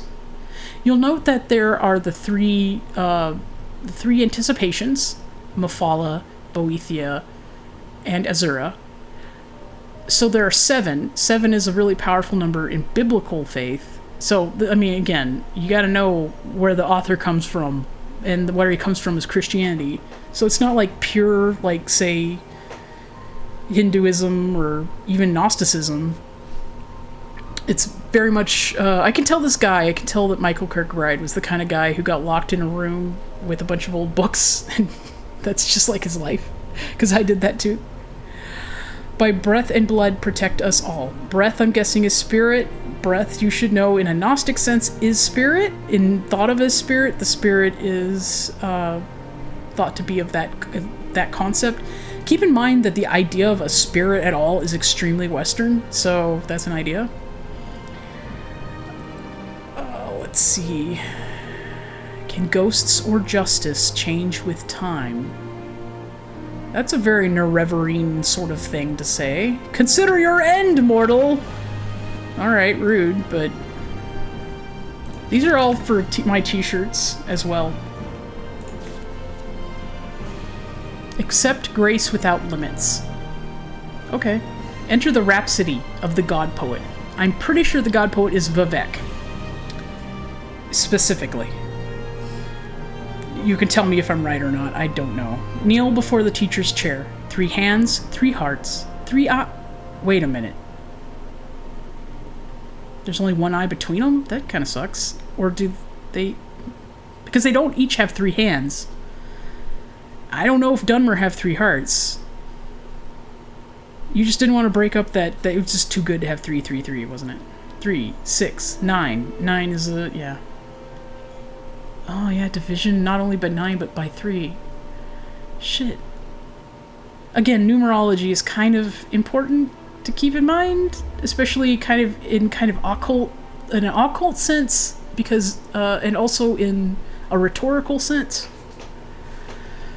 Keep no secret from your judge's scale. Another thing to keep in mind is, like, these randomly capitalized nouns. Now in German, nouns are capitalized. And English, which is like an offshoot of German, is a Germanic tongue, did this well into the, recent memory. And by recent memory, I mean the 1800s, so, take from that what you will. But I'm sure this is just an unthinking kind of replication of old documents, is what I'm thinking, so that's what I meant to describe. Forge darkness into light, refuse neither brother nor ghost. If ghost is your brother, then... So I guess flesh nor spirit. Blessed Almsivi through birth, life, ghost. So also 3 stages of life. From glowing ashes the poet's wrath shall shine. I wish that mattered. I wish that being a writer mattered more. If Vivek is for us, who can stand against us? So Vivek seems to be like the standout of the Trinity in this case. So, like in the same way that we refer to God in Christianity. Fate, monstrous and empty, the whirling wheel of evil. Ooh, damn. That may be true in this context. How black my heart, roasting fiercely. Oh, nice. This is mine. This is my book. I like it. It's my book. Let's see. Notes from Julia. The following are Julia's notes for Caius Causadis. The history of the Ashlanders and the Nerevarine cult. In First Era barbaric Dunmer culture, settled Dunmer clans, the Great Houses, and nomadic Dunmer tribes, like the Ashlanders, were roughly equal in numbers and wealth. Under the civilized peace of the Grand Council and with the strong central authority of the temple, the economic and military power of the settled Dunmer quickly outstripped that of the nomadic Dunmer. The nomadic Dunmer were marginalized into the poorest, most hostile land, in particular into the Vardenfell wastes. For the Ashlanders, the return of a reincarnated Nerevar represents a longed-for and largely romanticized golden age of Nerevar's peace, when the nomadic tribes enjoyed equality with the settled Dunmer, and before the Dunmer people had, for the most part, abandoned traditional ancestor worship for the autocratic theocracy of the tribunal temple. You could have just said theocracy, I guess. Well, I don't know. I guess it does help. They're not listening to you, in other words. Okay. I'm rereading a little bit of it. Okay. The Nerevar of the Ashlanders. This is the story of Nerevar as an Ashlander might tell it. In ancient days, the Deep Elves and a great host of outlanders from the west came to steal the land of the Dunmer. In that time, Nerevar was the great Khan and war leader of the House people, but he honored the ancient spirits and the tribal law, and became as one of us. So, when Nerevar pledged upon his great ring of the ancestors, one clan under moon and star, to honor the ways of the spirits and rights of the land, all the tribes joined the House people to fight a great battle at Red Mountain. Though many Dunmer, tribesmen and housemen, died at Red Mountain, the Dwemer were defeated. So we have a single enemy here, the Dwemer, and their evil magics destroyed, and the Outlanders driven from the land. So these two things happened to drive out the Outlanders, which, from what I read before, as I recall, and correct me if I'm wrong, were the Nords primarily, and I think orcs. And I don't know if I just got hung up on orcs because that one lady who just really hates orcs back in Balmora, but anyway. But after this great victory, the power-hungry Khans of the great houses slew Nerevar in secret, and, setting themselves up as gods, neglected Nerevar's promises to the tribes. But it is said that Nerevar will come again with his ring and cast down the false gods, and by the power of his ring will make good his promises to the tribes, to honor the spirits and drive the outsiders from the land. So two things stand out to me. One, that the common theme here, over and over in this game, of contradictory roles existing in the same person, contradictory beliefs existing in the same culture, contradiction. So you have a man who had a foot in two different, very different worlds, and yet belonged to both, and is honored by both. He is not hated for both being house and tribesmen. Let's see, tribesmen and housemen. Those are interesting phrases too, or nouns, because they're going to be used, I expect, in my own story. Regarded the ancient spirits and the tribal law. Okay, but after this great victory, the power-hungry Khans. So, it's not just... This is something that possibly the other houses know about. But you'll notice, so who are the other... Wait a minute, I just had a horrifying realization. Okay, so... I'll think about that in a second, because I have to close this and go to another one, and I'm not sure I'll remember to come back. So, persecution of the Nerevarine cult. The Tribunal Temple regards the mysticism and prophecy of the Nerevarine cult as primitive superstition. The Ashlander ancestor cults, and the Nerevarine in particular, have always decried the worship of living Dunmer as abominations, suspecting the unnatural lifetimes of the Tribunal to be signs of profane sorcery or necromancy.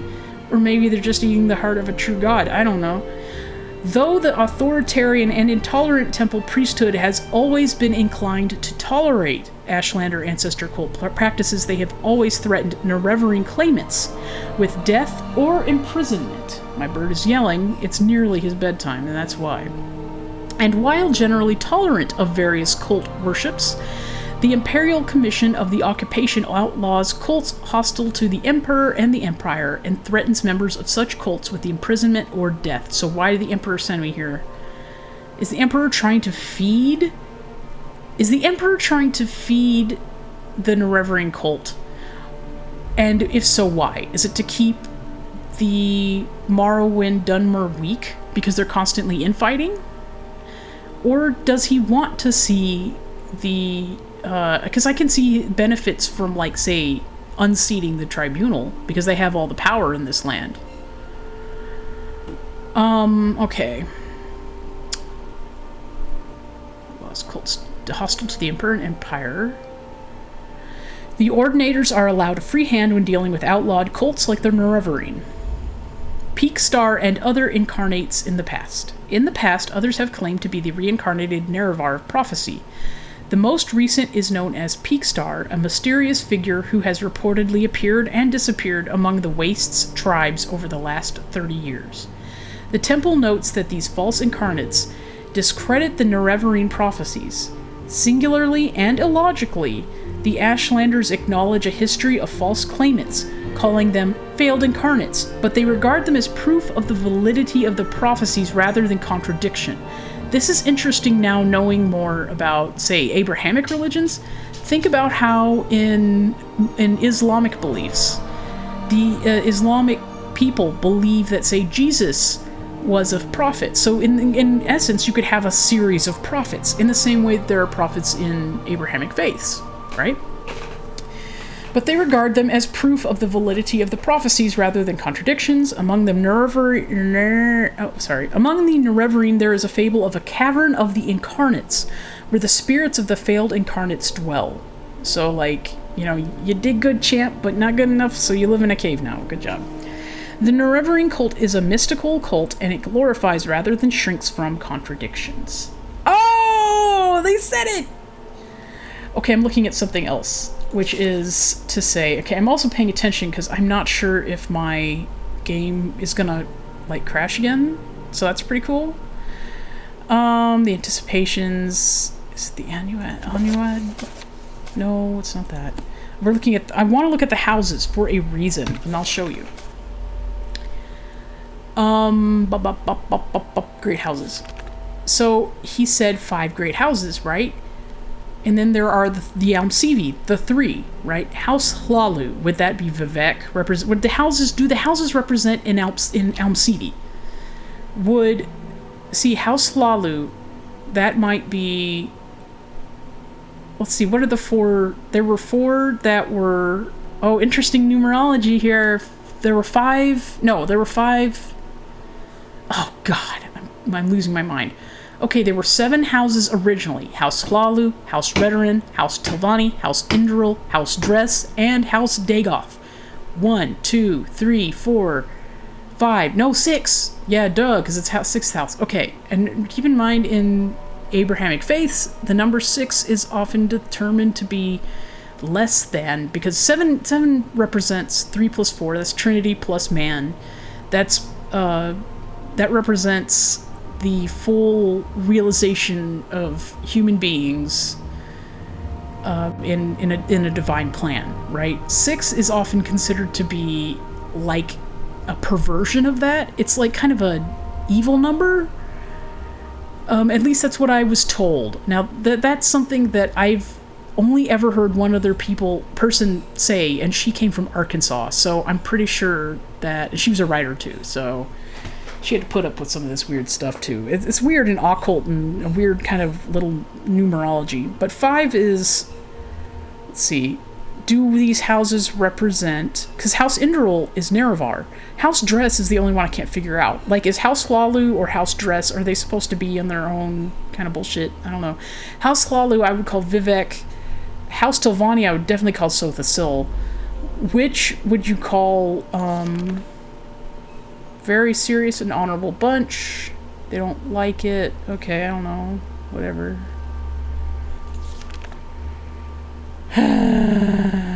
Okay. Well, I'm not sure, but I'm just throwing that out there for the world to hear in case I'm wrong or right or tiring. Let's F5. I don't know why I'm F5ing. F5 alive. Girl! Give me your powers! Yes! Film's glory! Restore my power! Oh, it didn't work. It wasn't for that. Okay. Okay. Alright. Oh, that's nice. Journeyman's probe. My God, they've got some fucking shit going on. Fortify. Thanks, I guess. That's not what I needed. My strength is fucked. Oh, my strength, it's fucked. Look at that booty. Fuck that guy. Fuck him. Fuck him and his booty. Took away my strength. I'm gonna have to go upstairs and find somebody who sells fortified strength. I'm gonna have to learn how to do it myself, because what a pain in the ass. I'm robbing from their grandpas. I'm robbing from their sacred bullshit. I'm sad. A skeleton has really made me sad today.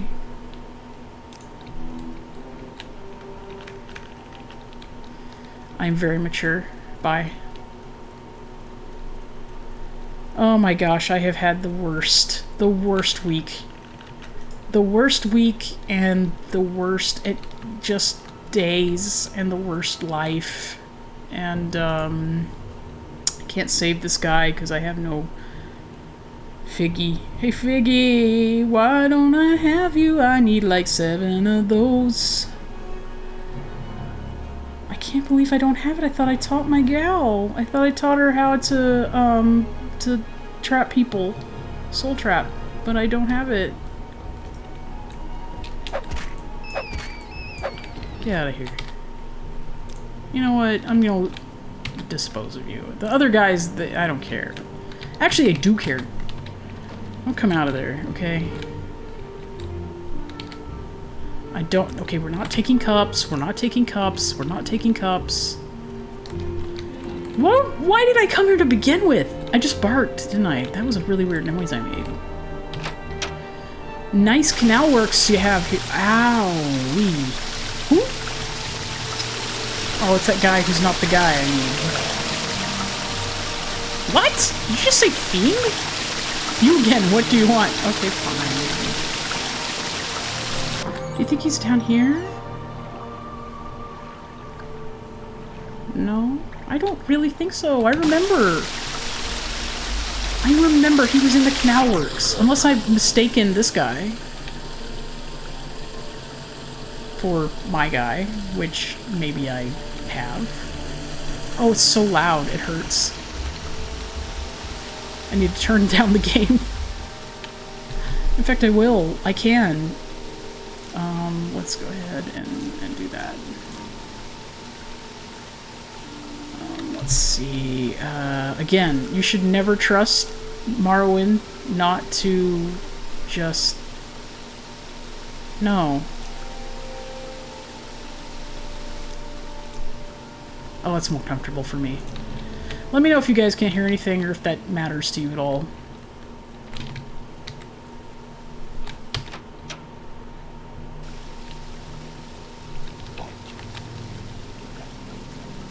I don't care. Journal!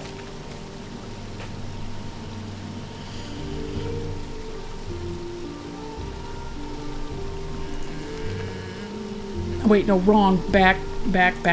Okay. I need to find Adherenir in St. Olms. I am just 90% sure that he's... Let me out. That he's, in the canal works. I guess... Is he down that way? I'm gonna turn around and go this way. Did I already do that? I don't remember. God damn it. Yeah, I don't remember this. What is this, by the way? What is this? Are those tits, or... And are those bad guys? Those look like arrows? Who's this? What is this image? Looks like Bowser. He has no feet! Is that Nerevar? He has no feet? Remember that image? That might be Vorin Dagoth! Who's this? Who's this motherfucker? Remember the image, the famous image. Nerevar has had his face skinned. He has been stabbed through the heart by Bolag Maul's penis, essentially. Don't ask. His legs were cut off. This might be Vorin. I'm just throwing that out there. I don't know if it's true. What is that symbol? I don't remember what that symbol means. Okay, Adherenir, are you here? Have I been here? I've been here. God damn it, you're not Adherenir. I was mistaken. Alright, I accept my flaws. Where's Kitties? Where's Kitties? Hey, do you know about Adherenir? That sneak, she'll be in St. Olms somewhere, though if the heat's on, she may not be parading around in public. Ask around, perhaps someone else has seen her. Okay, I should have asked the people who already liked me. Okay, you don't like Adherenir. What? Okay, Adherenir, do you know? She's a sneak and a thief, and I don't like her one bit. She's probably hiding from that tax man I've seen around here. Background. Okay, Crassius Curio. I need to know this. Councillor Crassius Curio has a splendid mansion in the plaza atop the Hlalu canton here in Vivec. Crassius Curio, Dagoth-Ur. Dagoth-Ur is the evil immortal enemy of the Tribunal Temple. Okay, I've already read that. Drambaro. I don't know where he lives, but I've seen him on the top of St. Olms before. Dunmer.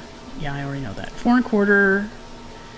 Okay, the Foreign Quarter is the large three-tiered canton to the north. Originally, foreigners were not allowed to enter Vivec any further than the Foreign Quarter, but now outlanders can travel throughout Vivec at will. The Imperial Guilds each have guild halls and complete services here, and an Imperial cult shrine serves the spiritual needs of the Imperial faithful. Various independent tradesmen, craftsmen, and trainers also rent space here. The Black Shalt Corner Club rents beds to non-guild visitors. I can't talk all of a sudden. Morrowind lore, don't care. My trade, a pauper. Necromancy, they hate it. Nerevarine.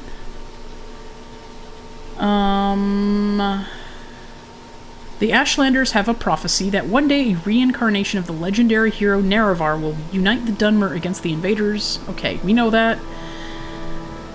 Okay, Nerevarine. Oh shit,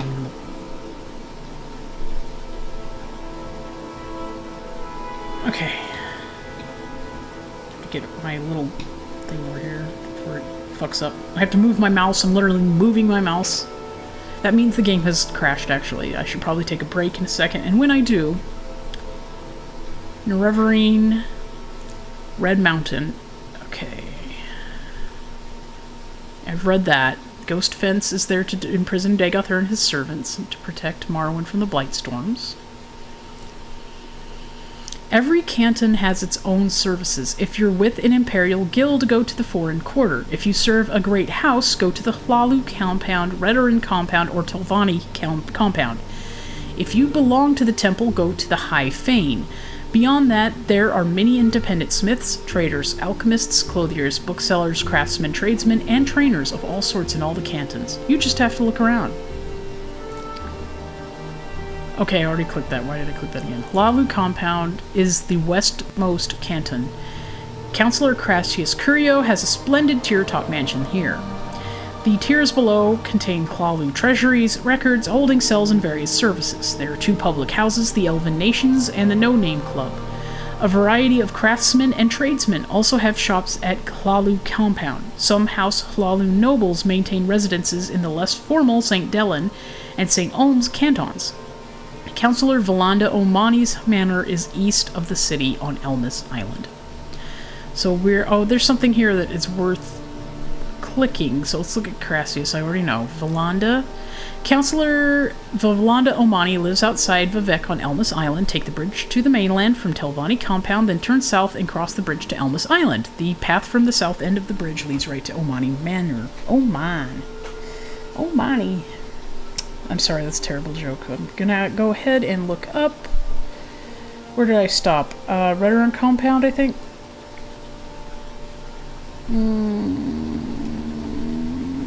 My trade, necromancy, red S. Services. Oh, yeah, okay. I hit Hlalu, then Redoran.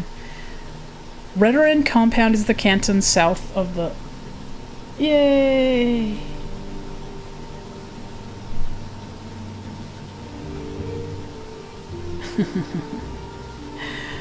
Okay, Veteran Compound is... I was just looking for anybody who is watching this recorded. Seribot has come into play and banned spam. Best viewers on, Seribot says. You gotta be a best viewer, or else. I don't know. I don't know what that would be. Just someone who doesn't post spam, I guess. Veteran Compound is the canton south of the Foreign Quarter, west of and next to the Arena.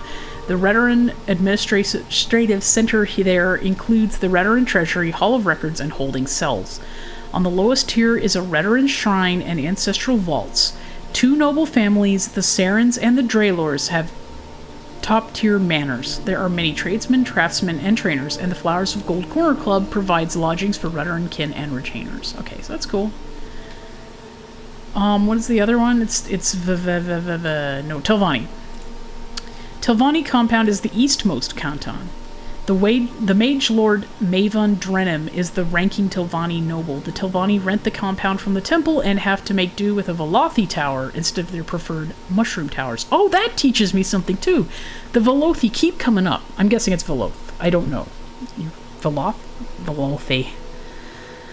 The administrative center includes a treasury and a hall of records. Slaves are housed in the lowest tiers. There are many tradesmen, craftsmen, and trainers, and the Lizard's Head Corner Club provides lodgings for Telvanni kin and mercenaries. So I'm starting to think that Hlalu, Redoran, and Telvanni represent the tribunal since they are the most important. In which case, why also include dress? It was just to get you up to that number 6, you know, so that we have this guy who sucked at number 6? I don't know. Because again, numerology, right? Telvanni, like I would just bet money, is Sothasil, easy. Hlalu, I'd bet money is Vivek. But Redoran for Almalexia? I'm not sure I follow. Oh, excuse me. So feel free to contradict me by all means. Friends. Patrons. Enemies, you know. Okay, Redoran, services, Solstheim. Oh, nobody cares. Someone in particular? All sorts of people live here in St. Olms. 2 Hlalu lords also live here. Yngling, Half-Troll, and Drambarrow. A number of Hlalu lords and retainers live in Hlalu Compound and in St. Olms. Redorans live in Redoran Compound, and Telvanni live in Telvanni Compound. Temple priests, clerks, and ordinators are in the Hall of Wisdom and the Hall of Justice. Some fighters live and train at the Arena. Imperial guildsmen are in the Foreign Quarter. Okay, I'm good. Someone in particular, soul sickness. I've been hearing of a lot of people with bad dreams, seeing bad omens, stuff like that. Haven't you? So if everybody's got soul sickness, maybe I'm safe admitting that I have it too. Specific place. Oh boy. Vivek has 8 cantons. On a map, it looks like a cross with the Foreign Quarter at the top. Oh. The Temple Compound with Vivek's Palace. The High Fane, the Ministry of Truth, and the Hall of Wisdom, and the Hall of Justice at the bottom. The Hlalu Compound to the west. The Telvanni Compound on the east. And 4 cantons grouped together at the center. Redoran Compound northwest. Arena northeast. St. Delen Canton southwest. And St. Olms Canton southeast. You're in St. Olms now. Silt Traders from North Landing, north of the Foreign Quarter, go to Seydanin, Suron, Molag Mar, and Balmora. Guild guides at the Foreign Quarter Mages Guild teleport you to the Balmora, Aldrune, Caldera, and Sadrith Mora Mages Guilds for a fee. Gondoliers ferry passengers between the Telvanni Compound, the Hlalu Compound, the Foreign Quarter, St. Delen Canton, and the Arena. Roads lead from the North Landing north towards Suran and the Ascadian Isles, northwest towards Seydanin. The details of this thing just awe me. Awe me. They awe me. So here I've got cantons. Vivek's cantons are buildings with many levels. The upper works are the rooftops with shops and rich folks' manors. The wasteworks are the next tier down, usually shops and guilds, with some apartments. Canal side is the lowest level where poor folks live. The underworks are sewers below canal side. Only grubbers and cleaners go down there. The corridors are like mazes, so watch how you go. The temple built all the cantons and leases them to shops, guilds, and residents. Okay, this is very good for me to know.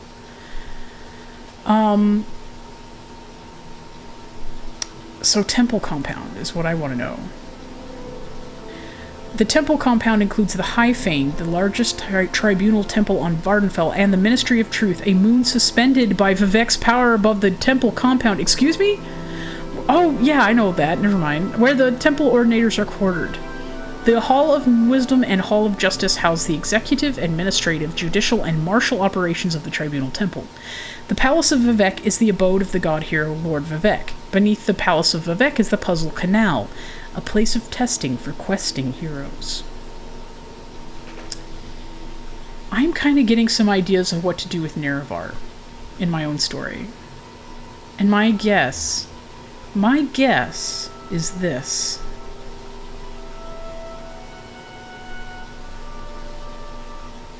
My guess is that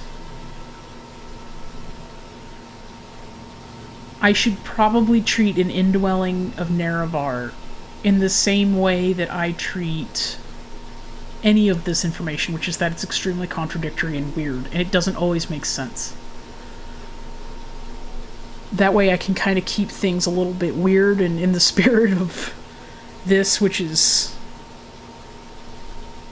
you can have multiple different kinds of truths regarding in different contexts. It's possible the spirit of Nerevar, even if true inside of my character, isn't acting at 100% of his capacity, shall we say. So I can see how this is going to affect some things. High Fane. The High Fane is the largest tribunal temple on Vardenfell. Archcanon Sarioni presides over the temple, along with a large staff of priests, healers, and monks. Pilgrims travel from all over Morrowind to view the High Fane and the Ministry of Truth and to offer prayer and thanks before the Palace of Vivek. Oh, really? Ministry of Truth. The Ministry of Truth is a celestial body suspended by Vivek's mighty power over the great temple of the High Fane in Vivek City. High Fane. The High Fane... Wait. I already clicked that. Okay, anyway, sorry. Ministry of Truth, yes. Palace of Vivek, that's next. The Palace of Vivek is the abode of the mortal form of the god-hero Lord Vivek, the warrior poet of the three deities who comprise Almsivi, the divine patrons of the tribunal temple. Only the most devout are admitted to the presence of Lord Vivek, and only at his initiation. Beneath the Palace of Vivek is the Puzzle Canal, a place of worship and testing for questing heroes hoping to receive Vivek's favor. Many choice treasures are guarded by Daedric's servants in the Puzzle Canal's dark passages. So, like, wait a minute. So Vivek himself, like, brings down Daedric's servants? Okay, whatever you say. Alright. Do I care anymore? I clicked St. Dellen, right? Commoners and paupers. The temple charges very reasonable rents for comfortable workshops, shops, and apartments, and most of Vardenfell's crafts and light industry is housed in these cantons. The Abbey of St. Dellen the Wise is on the top tier of St. Dellen, and Hlalu Councillor Yingling Half-Troll has a top-tier manor on St. Olms. Okay. I know this. Yay, same thing. Different day. Temple compound. Oh, whoops. Okay, I didn't click that, I guess? No, oh, no, I did read that. Okay, good. Oh, sorry. Temple compound, yes. Underworks. The one spot where the taxmen won't bother you. Oh, down in the sewers, under the canton. Taxmen don't fancy swimming in our stinks. Oh, that's beautiful. Truly stated like a person who doesn't like shit, which is fair. The Dunmer hate necromancy and the undead, and hate blood vampires in particular. Blood vampires are powerful undead creatures that feed on humanoid blood. The vampire curse is contracted from disease-contaminated blood. Victims of vampire attacks sometimes become vampires. There is no known cure for vampirism but the destruction of the vampire. Ash vampires are not blood vampires. Although both are powerful immortal undead, ash vampires do not feed on blood and have no connection with blood vampires. Okay. Sure. Okay, lady. Whatever you say. Got it. Okay, thank you for all your help, lady. This lady just talked to me for how long? What a patient-ass motherfucker. Here, come here, have 10 gold on me. Is there something I can do for you? You can forget I was ever here. I'm going downstairs. Adhere and near, adhere and near. Wait, no, I should go talk to the tax man. There's more than one way to grease a palm, oil a pig, or... you know what? I should have kept that book with me. Oh. Adhere and near. Maybe that name does sound a little familiar. For some reason, I just can't seem to remember. Okay, I know Adhere Near, and if I know Adhere Near, she'll be staying out of sight as long as the census and excise agent is lurking about, probably down in the underworks. Look for trapdoors down from the canal burst level. Oh. Where's this guy? They're the Imperial tax collectors. They hunt smugglers and tax dodgers. How much has Adhere Near done to, like, lure somebody who can be paid and fed to go see... Oh, there's my man! Hey, asshole! Come here. I'm looking for a friend of mine, a female KHT named Adhere Near. Do you know where I can find her? Yes, her name is Adhere Near, and she's a KHT. Do you know where I can find her? No. I see. Well, perhaps some other good citizen can tell me where to find her. Yeah, I have no idea where she could be. What do you mean, trouble? Calm down, me. Or person who wears my face. Creepy ass jerk. Downstairs, downstairs, I'm going downstairs, and I'm gonna get a sword out and stab some shit. And swim in the stink, and swim in the shit, and look all around for this. Ain't it? Is that a good chance that I'll use it? Okay. Night Eye. Yay! I want to see everything.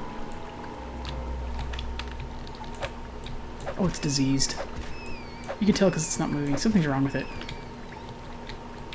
No, get out of here. Get out. I don't want to get no blight. I feel like changing the music up. Eventually, at some point, I think I will.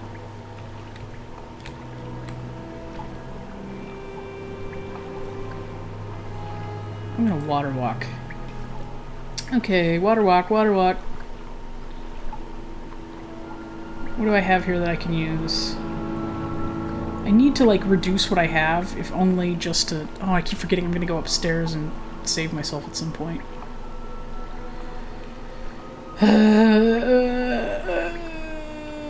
Where am I? Oh, God. Fuck. Okay. Okay, I have some magic, I think. I think I have some water walking. Yes, I do. Yes, I do. Gimme. Dee-dee-dee-dee-dee. Goodbye. There she is! Hey, jerk. What's up? Adhere Near, they're looking for you. Great, so Kaya says to you, speak with Adhere Near. And you have done this thing. You are speaking with Adhere Near. But Adhere Near will not talk to you about the Nerevarine or the sixth house cult. And because why? Because Adhere Near is, at this moment, very distracted by a nice census and excise agent who also wants to speak with her. No, Adhere Near is not talking about this with you because Adhere Near is very distracted by that annoying tax man. Alright, alright. You do not know this? They are the collectors of the Emperor's taxes and tariffs. This would be a good line to use in, my story, actually. And the Emperor has outlawed trade in many things, like Dwemer artifacts and ebony, and a census and excise agent will enjoy being a pest about such things. For several reasons, a census and excise agent is not Adhere Near's favorite person. If you want Adhere Near to help you, make the bad agent go away. Then she will tell you things. You know, this is fair. Alright, alright. Alright, alright, alright. Fuck! No! Adhere Near, you didn't see that. That is not what just happened to me. I'm a noble creature.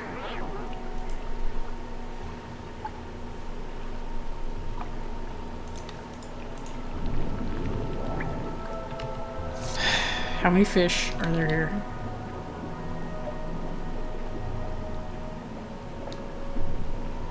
I want something that makes me fast as fuck, but I don't have it. I need to think of some other ways to beef up my stream, make it more user-friendly, stop more jerks from sending things to me that I don't want to see.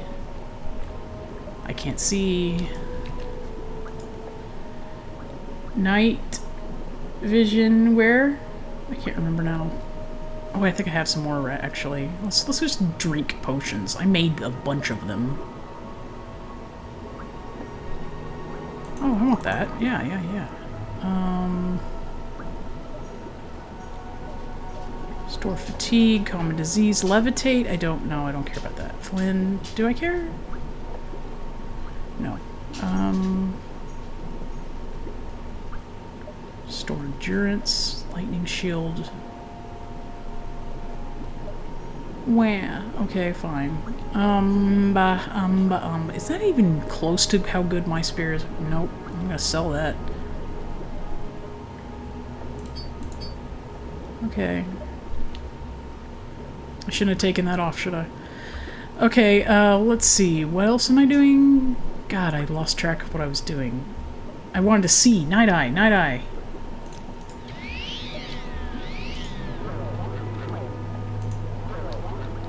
I can see. I actually have slight color blindness in blue, so it is, which makes me sad. It's like my favorite color, but I can't see. The contrast doesn't really work out for me. Let's just say that. Hey, excise. Oh, why does it hurt every time I get up here?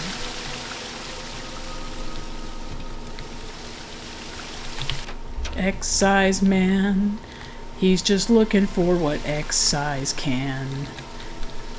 He just wants to punch my little cat, a very fair woman who... I want some magic if I'm gonna do it. Hey, what's up? Yeah. What a I worked! I can't believe that worked. Yes, her name is Adherenir, and she's a KHT. Do you know where I can find her? She took a gondola to the mainland. What a disappointment. But thank you for your time. I was just heading back to the mainland myself anyway. Maybe I'll run into her there. You sure will. You can fuck off. That's what you can do. Okay, that's the laborer's hall. Brewers. No. I don't really need any of this. Oh, good for me? I'm stuck! What's this? No! None of this is what I need! Let me out! Let me out! I'm stuck! I'm stuck! What was that? It was like a shadow swept down and caught me. Let me out! Or let me in? I can't believe the lie worked. I can't believe the lie worked! So, are you the one Adherenir must thank for getting rid of the annoying census and excise agent? Indeed. Adherenir is very glad to see you, and very happy to tell a friend of my good friend Caius all about the 6th House cult. And Adherenir knows nothing about the Nerevarine, but Adherenir is happy to tell you that too, if it makes Caius happy! Ask away, friend mud on her face. So a neat little thing I can tell that KHT add titles before your name, which is nice and neat, and could be a neat little thingamajig. Adherenir, you have come from Caius, so of course he tells you all about Adherenir, how she is a friend of Caius, and who does little things for Caius, and who is also a member of the Thieves' Guild. Not at all important, but very helpful and loyal to fellow guild members. Background. Adherenir hears you. Adherenir is in the guild. Girl, yeah. Census and excise agent. Really? You have made the agent go away? This is a good trick, and Adherenir does not ask you how you do this trick because Adherenir does not want to know. But now Adherenir is feeling quite good and happy to talk to you about the Nerevarine cult or the 6th House cult. Go ahead. Ask your questions. Nerevarine. Yes, and Here knows nothing about this Nerevarine cult because it is just silly superstition. So you tell Caius this. Nobody in her right mind pays any attention to this nonsense. Prophecies and ancient heroes reborn and other silliness. Fuzzy tales for little kitties. Oh, that's so cute. Sixth house cult. Why are you cute to me? I'm sorry. I'm sorry you're an adult. An adult kitty. Sixth house cult. This Adherenir knows about because it is about smuggling. Some smart smugglers are suddenly too busy for their old clients because they have a new employer, the sixth house, who pays very well. But what do they smuggle now? Adherenir doesn't know because they are very secret. And this is odd because these smugglers are always loud and bragging, and now they hush up like fat-bellied kitties full of sweetmeats. I do not remember talking to Adherenir about this at all. Tell me. Smuggling is a big business. The Empire says we can't trade skooma, moon sugar, ebony, Dwemer artifacts, exotic Dunmer weapons and armor, and slaves. So smugglers trade these things. Smugglers also smuggle grief, shine, and sujama to avoid imperial tax. And now the sixth house hires smugglers, though what they smuggle, Adherenir cannot say. Thieves Guild. It is just a social club. We like the finer things in life. Those who join this club, they must know how to get the finer things in life. We are like other guilds, so we get deals on training, on goods, and on services. The guild stewards, they know the finer things in life very well, and know where to find them. Adherenir must tell you, though, there is war between Thieves Guild and Kamanaton. Adherenir is loyal to the guild, but Adherenir thinks maybe the guild is losing this war. How interesting. I like you too, Adherenir. I'm gonna get a big drink of water. I am hungry too. I think this might be a good break for me to run, get a break, turn on some sweet musics. Maybe rest a bit. Maybe look around. I wonder, should I quit long term? Maybe, I feel like maybe I should. I don't know how long I've been streaming. Let's see.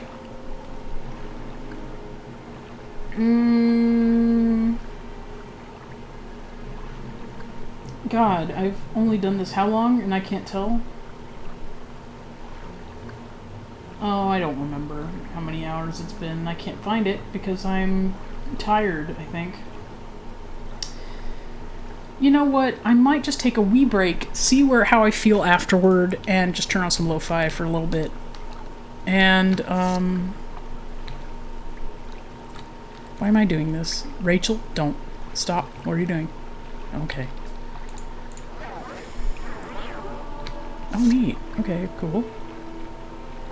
So it's an illusion that I can see? Excuse me? I know what this is. I know what this is. Get out of here.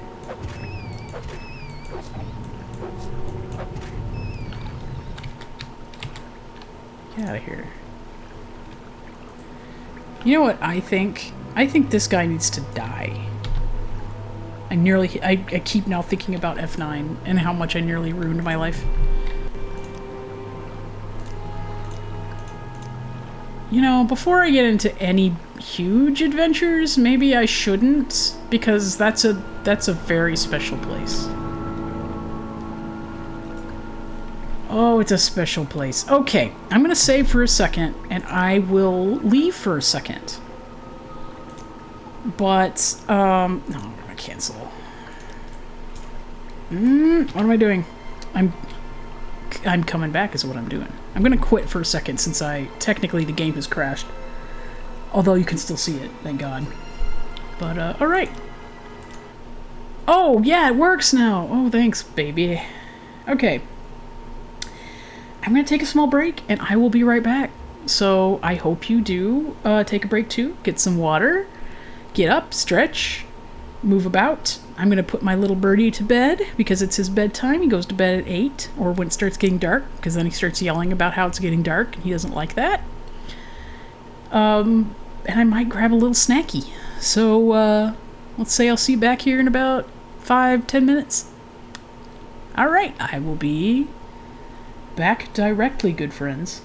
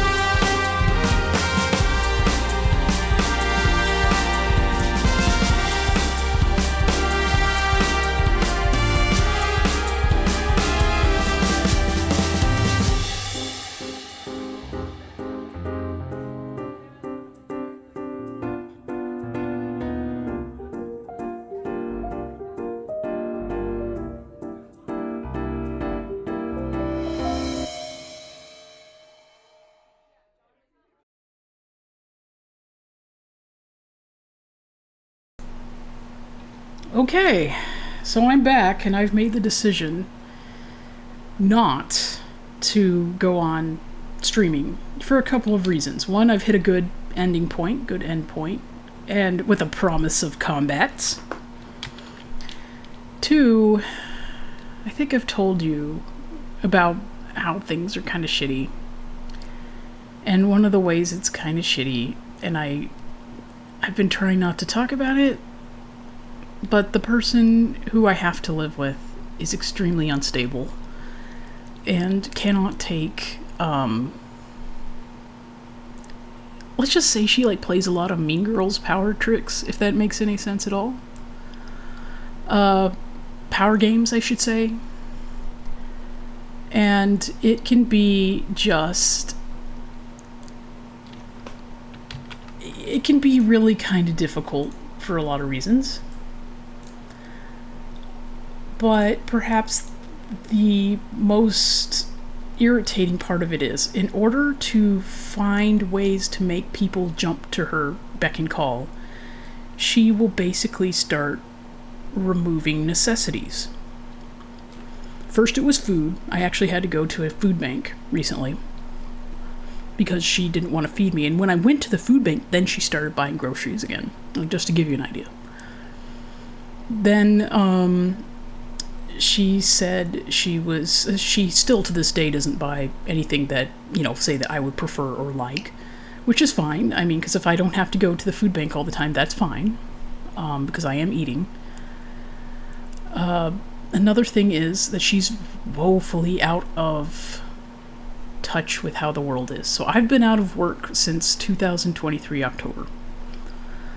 And it was for a lot of reasons. But one of the big reasons was a mental health breakdown that I had, and also a family problem that was extremely involved and awful, and I had to be involved all the time, and eventually it just took me out. And it ended up really impacting my work, although it wasn't the only factor. So I'm finally back up on my feet to some degree, and I'm still not 100%. And now she's talking about cutting off the internet. And all I can say is, like, I don't think she'll cut off the internet. I don't think she will, because she's a paper tiger. She's not just a paper tiger, well, let's just say I walked in to go grab a couple snacks. I was like, I'm gonna grab me some pecans. And, I've been doing my part. And I have been cleaning, I've been applying to jobs. But it's never enough for her. She'll say it's enough and then change the goalposts. That's kind of what's been going on and on. When I came here and I was running from something, I made it very clear where I stood and what was wrong with me. And I said, here's some things that are there are some problems I've got. I'm going to come to you and I'm not going to have a job right away. I'm going to look for a job, but I'm not going to have a job. So obviously, like, the whole implication, and maybe I should have made it very explicit, but I said, I'm not going to have a job. Therefore, the suggestion is that I will need a little bit of support before I find the job.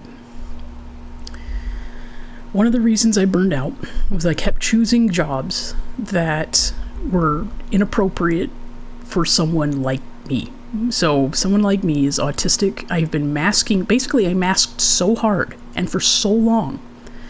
And this is really hard for like neurotypicals to understand. Very hard for them to understand, because for them, talking communication, that's just something that is inherently something they understand. They understand how to talk to other people. They understand how to communicate. But for me, everything that I do is calculated, and it has to be calculated because it just doesn't come naturally to me. Not that I'm trying to be like a jerk or manipulative or anything, just that I'm manipulative in a bad way, I should say. Because, let's face it, all communication is manipulation, right? But there is this... I can't do jobs like retail anymore because it literally, like, kills me.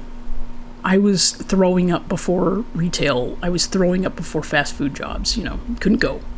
Would think I was sick. I thought I was sick. I was going to doctors trying to see why I couldn't stop throwing up, why I was having all these problems with my digestion. And when I got a job that was not with face-to-face with people all the time, suddenly, what do you know, all my health problems disappeared. And it took me a really long time to realize that, well, guess what the easiest jobs to get are? Easiest jobs to get are food, you know, fast food, and retail. And I can't do either of those, especially not right now. It'll break me again. And I wish I could. It makes me so mad. It would be such a simple solution. Just stomach it and go in and do it. I would almost rather... I don't know. Let's just say this. The boy, she started talking about cutting off the internet. Well, if she does that, none of us can apply to jobs at all because all the jobs are on the internet. But this is her way of trying to... She told me in the year of our Lord 2025 that we should go job to job, door to door, and apply that way. And I was like, my brother in Christ, that has not been the case since like early 2000s. Like, that's not going to work. I don't know what universe you live in. Well, I do now. I do. She's not okay. And so I was told by Dan, we're going to give her all our money so she can pay our bills. And I was like, I'm not giving her all my money. Okay, first of all, I worked for that money. I'm cannibalizing my 401k to live. 2, she stopped taking my money. I tried to bring her cash to pay for my food, and she refused it and said she was no longer going to take my cash for food. Again, these are things she decides on whims. It's very hard to tell what she's going to do next. It's very hard to tell what the problem is. She refuses to be upfront with me about her funds. And the way she talks, I am pretty sure she's okay. She's living in a very nice place in my state. And has a really nice house and a nice car. And was talking about, it has all kinds of subscriptions, was telling me, oh, it's just, okay, like we have a really interesting deal here where our library is not funded by our location. And so I would have to pay for the full scale of the library's options. All I can do is check out books, like a physical book from the library. I'm not allowed to say use all the amenities on site. And I was really down about it. I was like, I told her about it. And she just got really happy, and she was like, oh, I pay $35 a month to them to be able to use all the things I want. I was like, girl, I don't have a job. I'm not going to subscribe to things. Like, I have exactly three bills. And they're all like necessities. You get what I mean? They're what need to exist so that I don't get arrested by the popo, you know, like, or well, not get hit with a fine or whatever. Like, for example, car insurance. And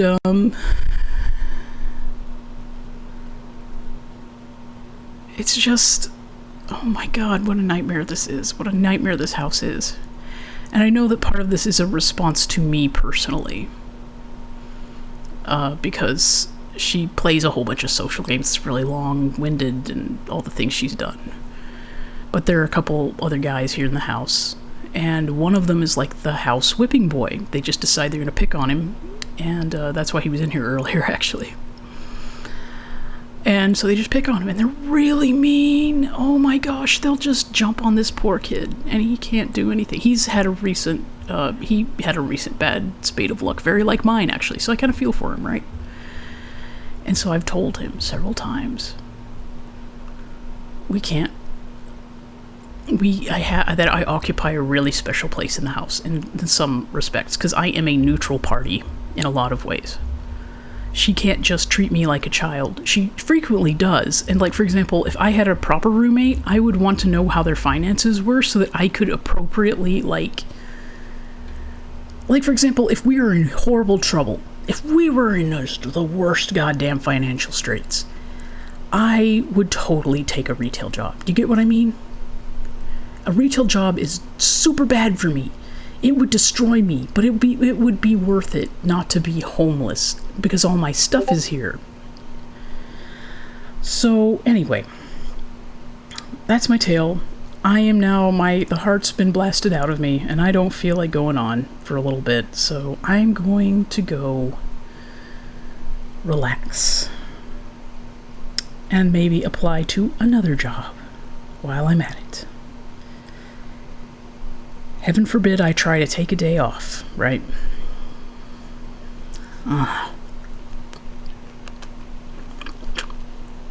It's me eating a pecan.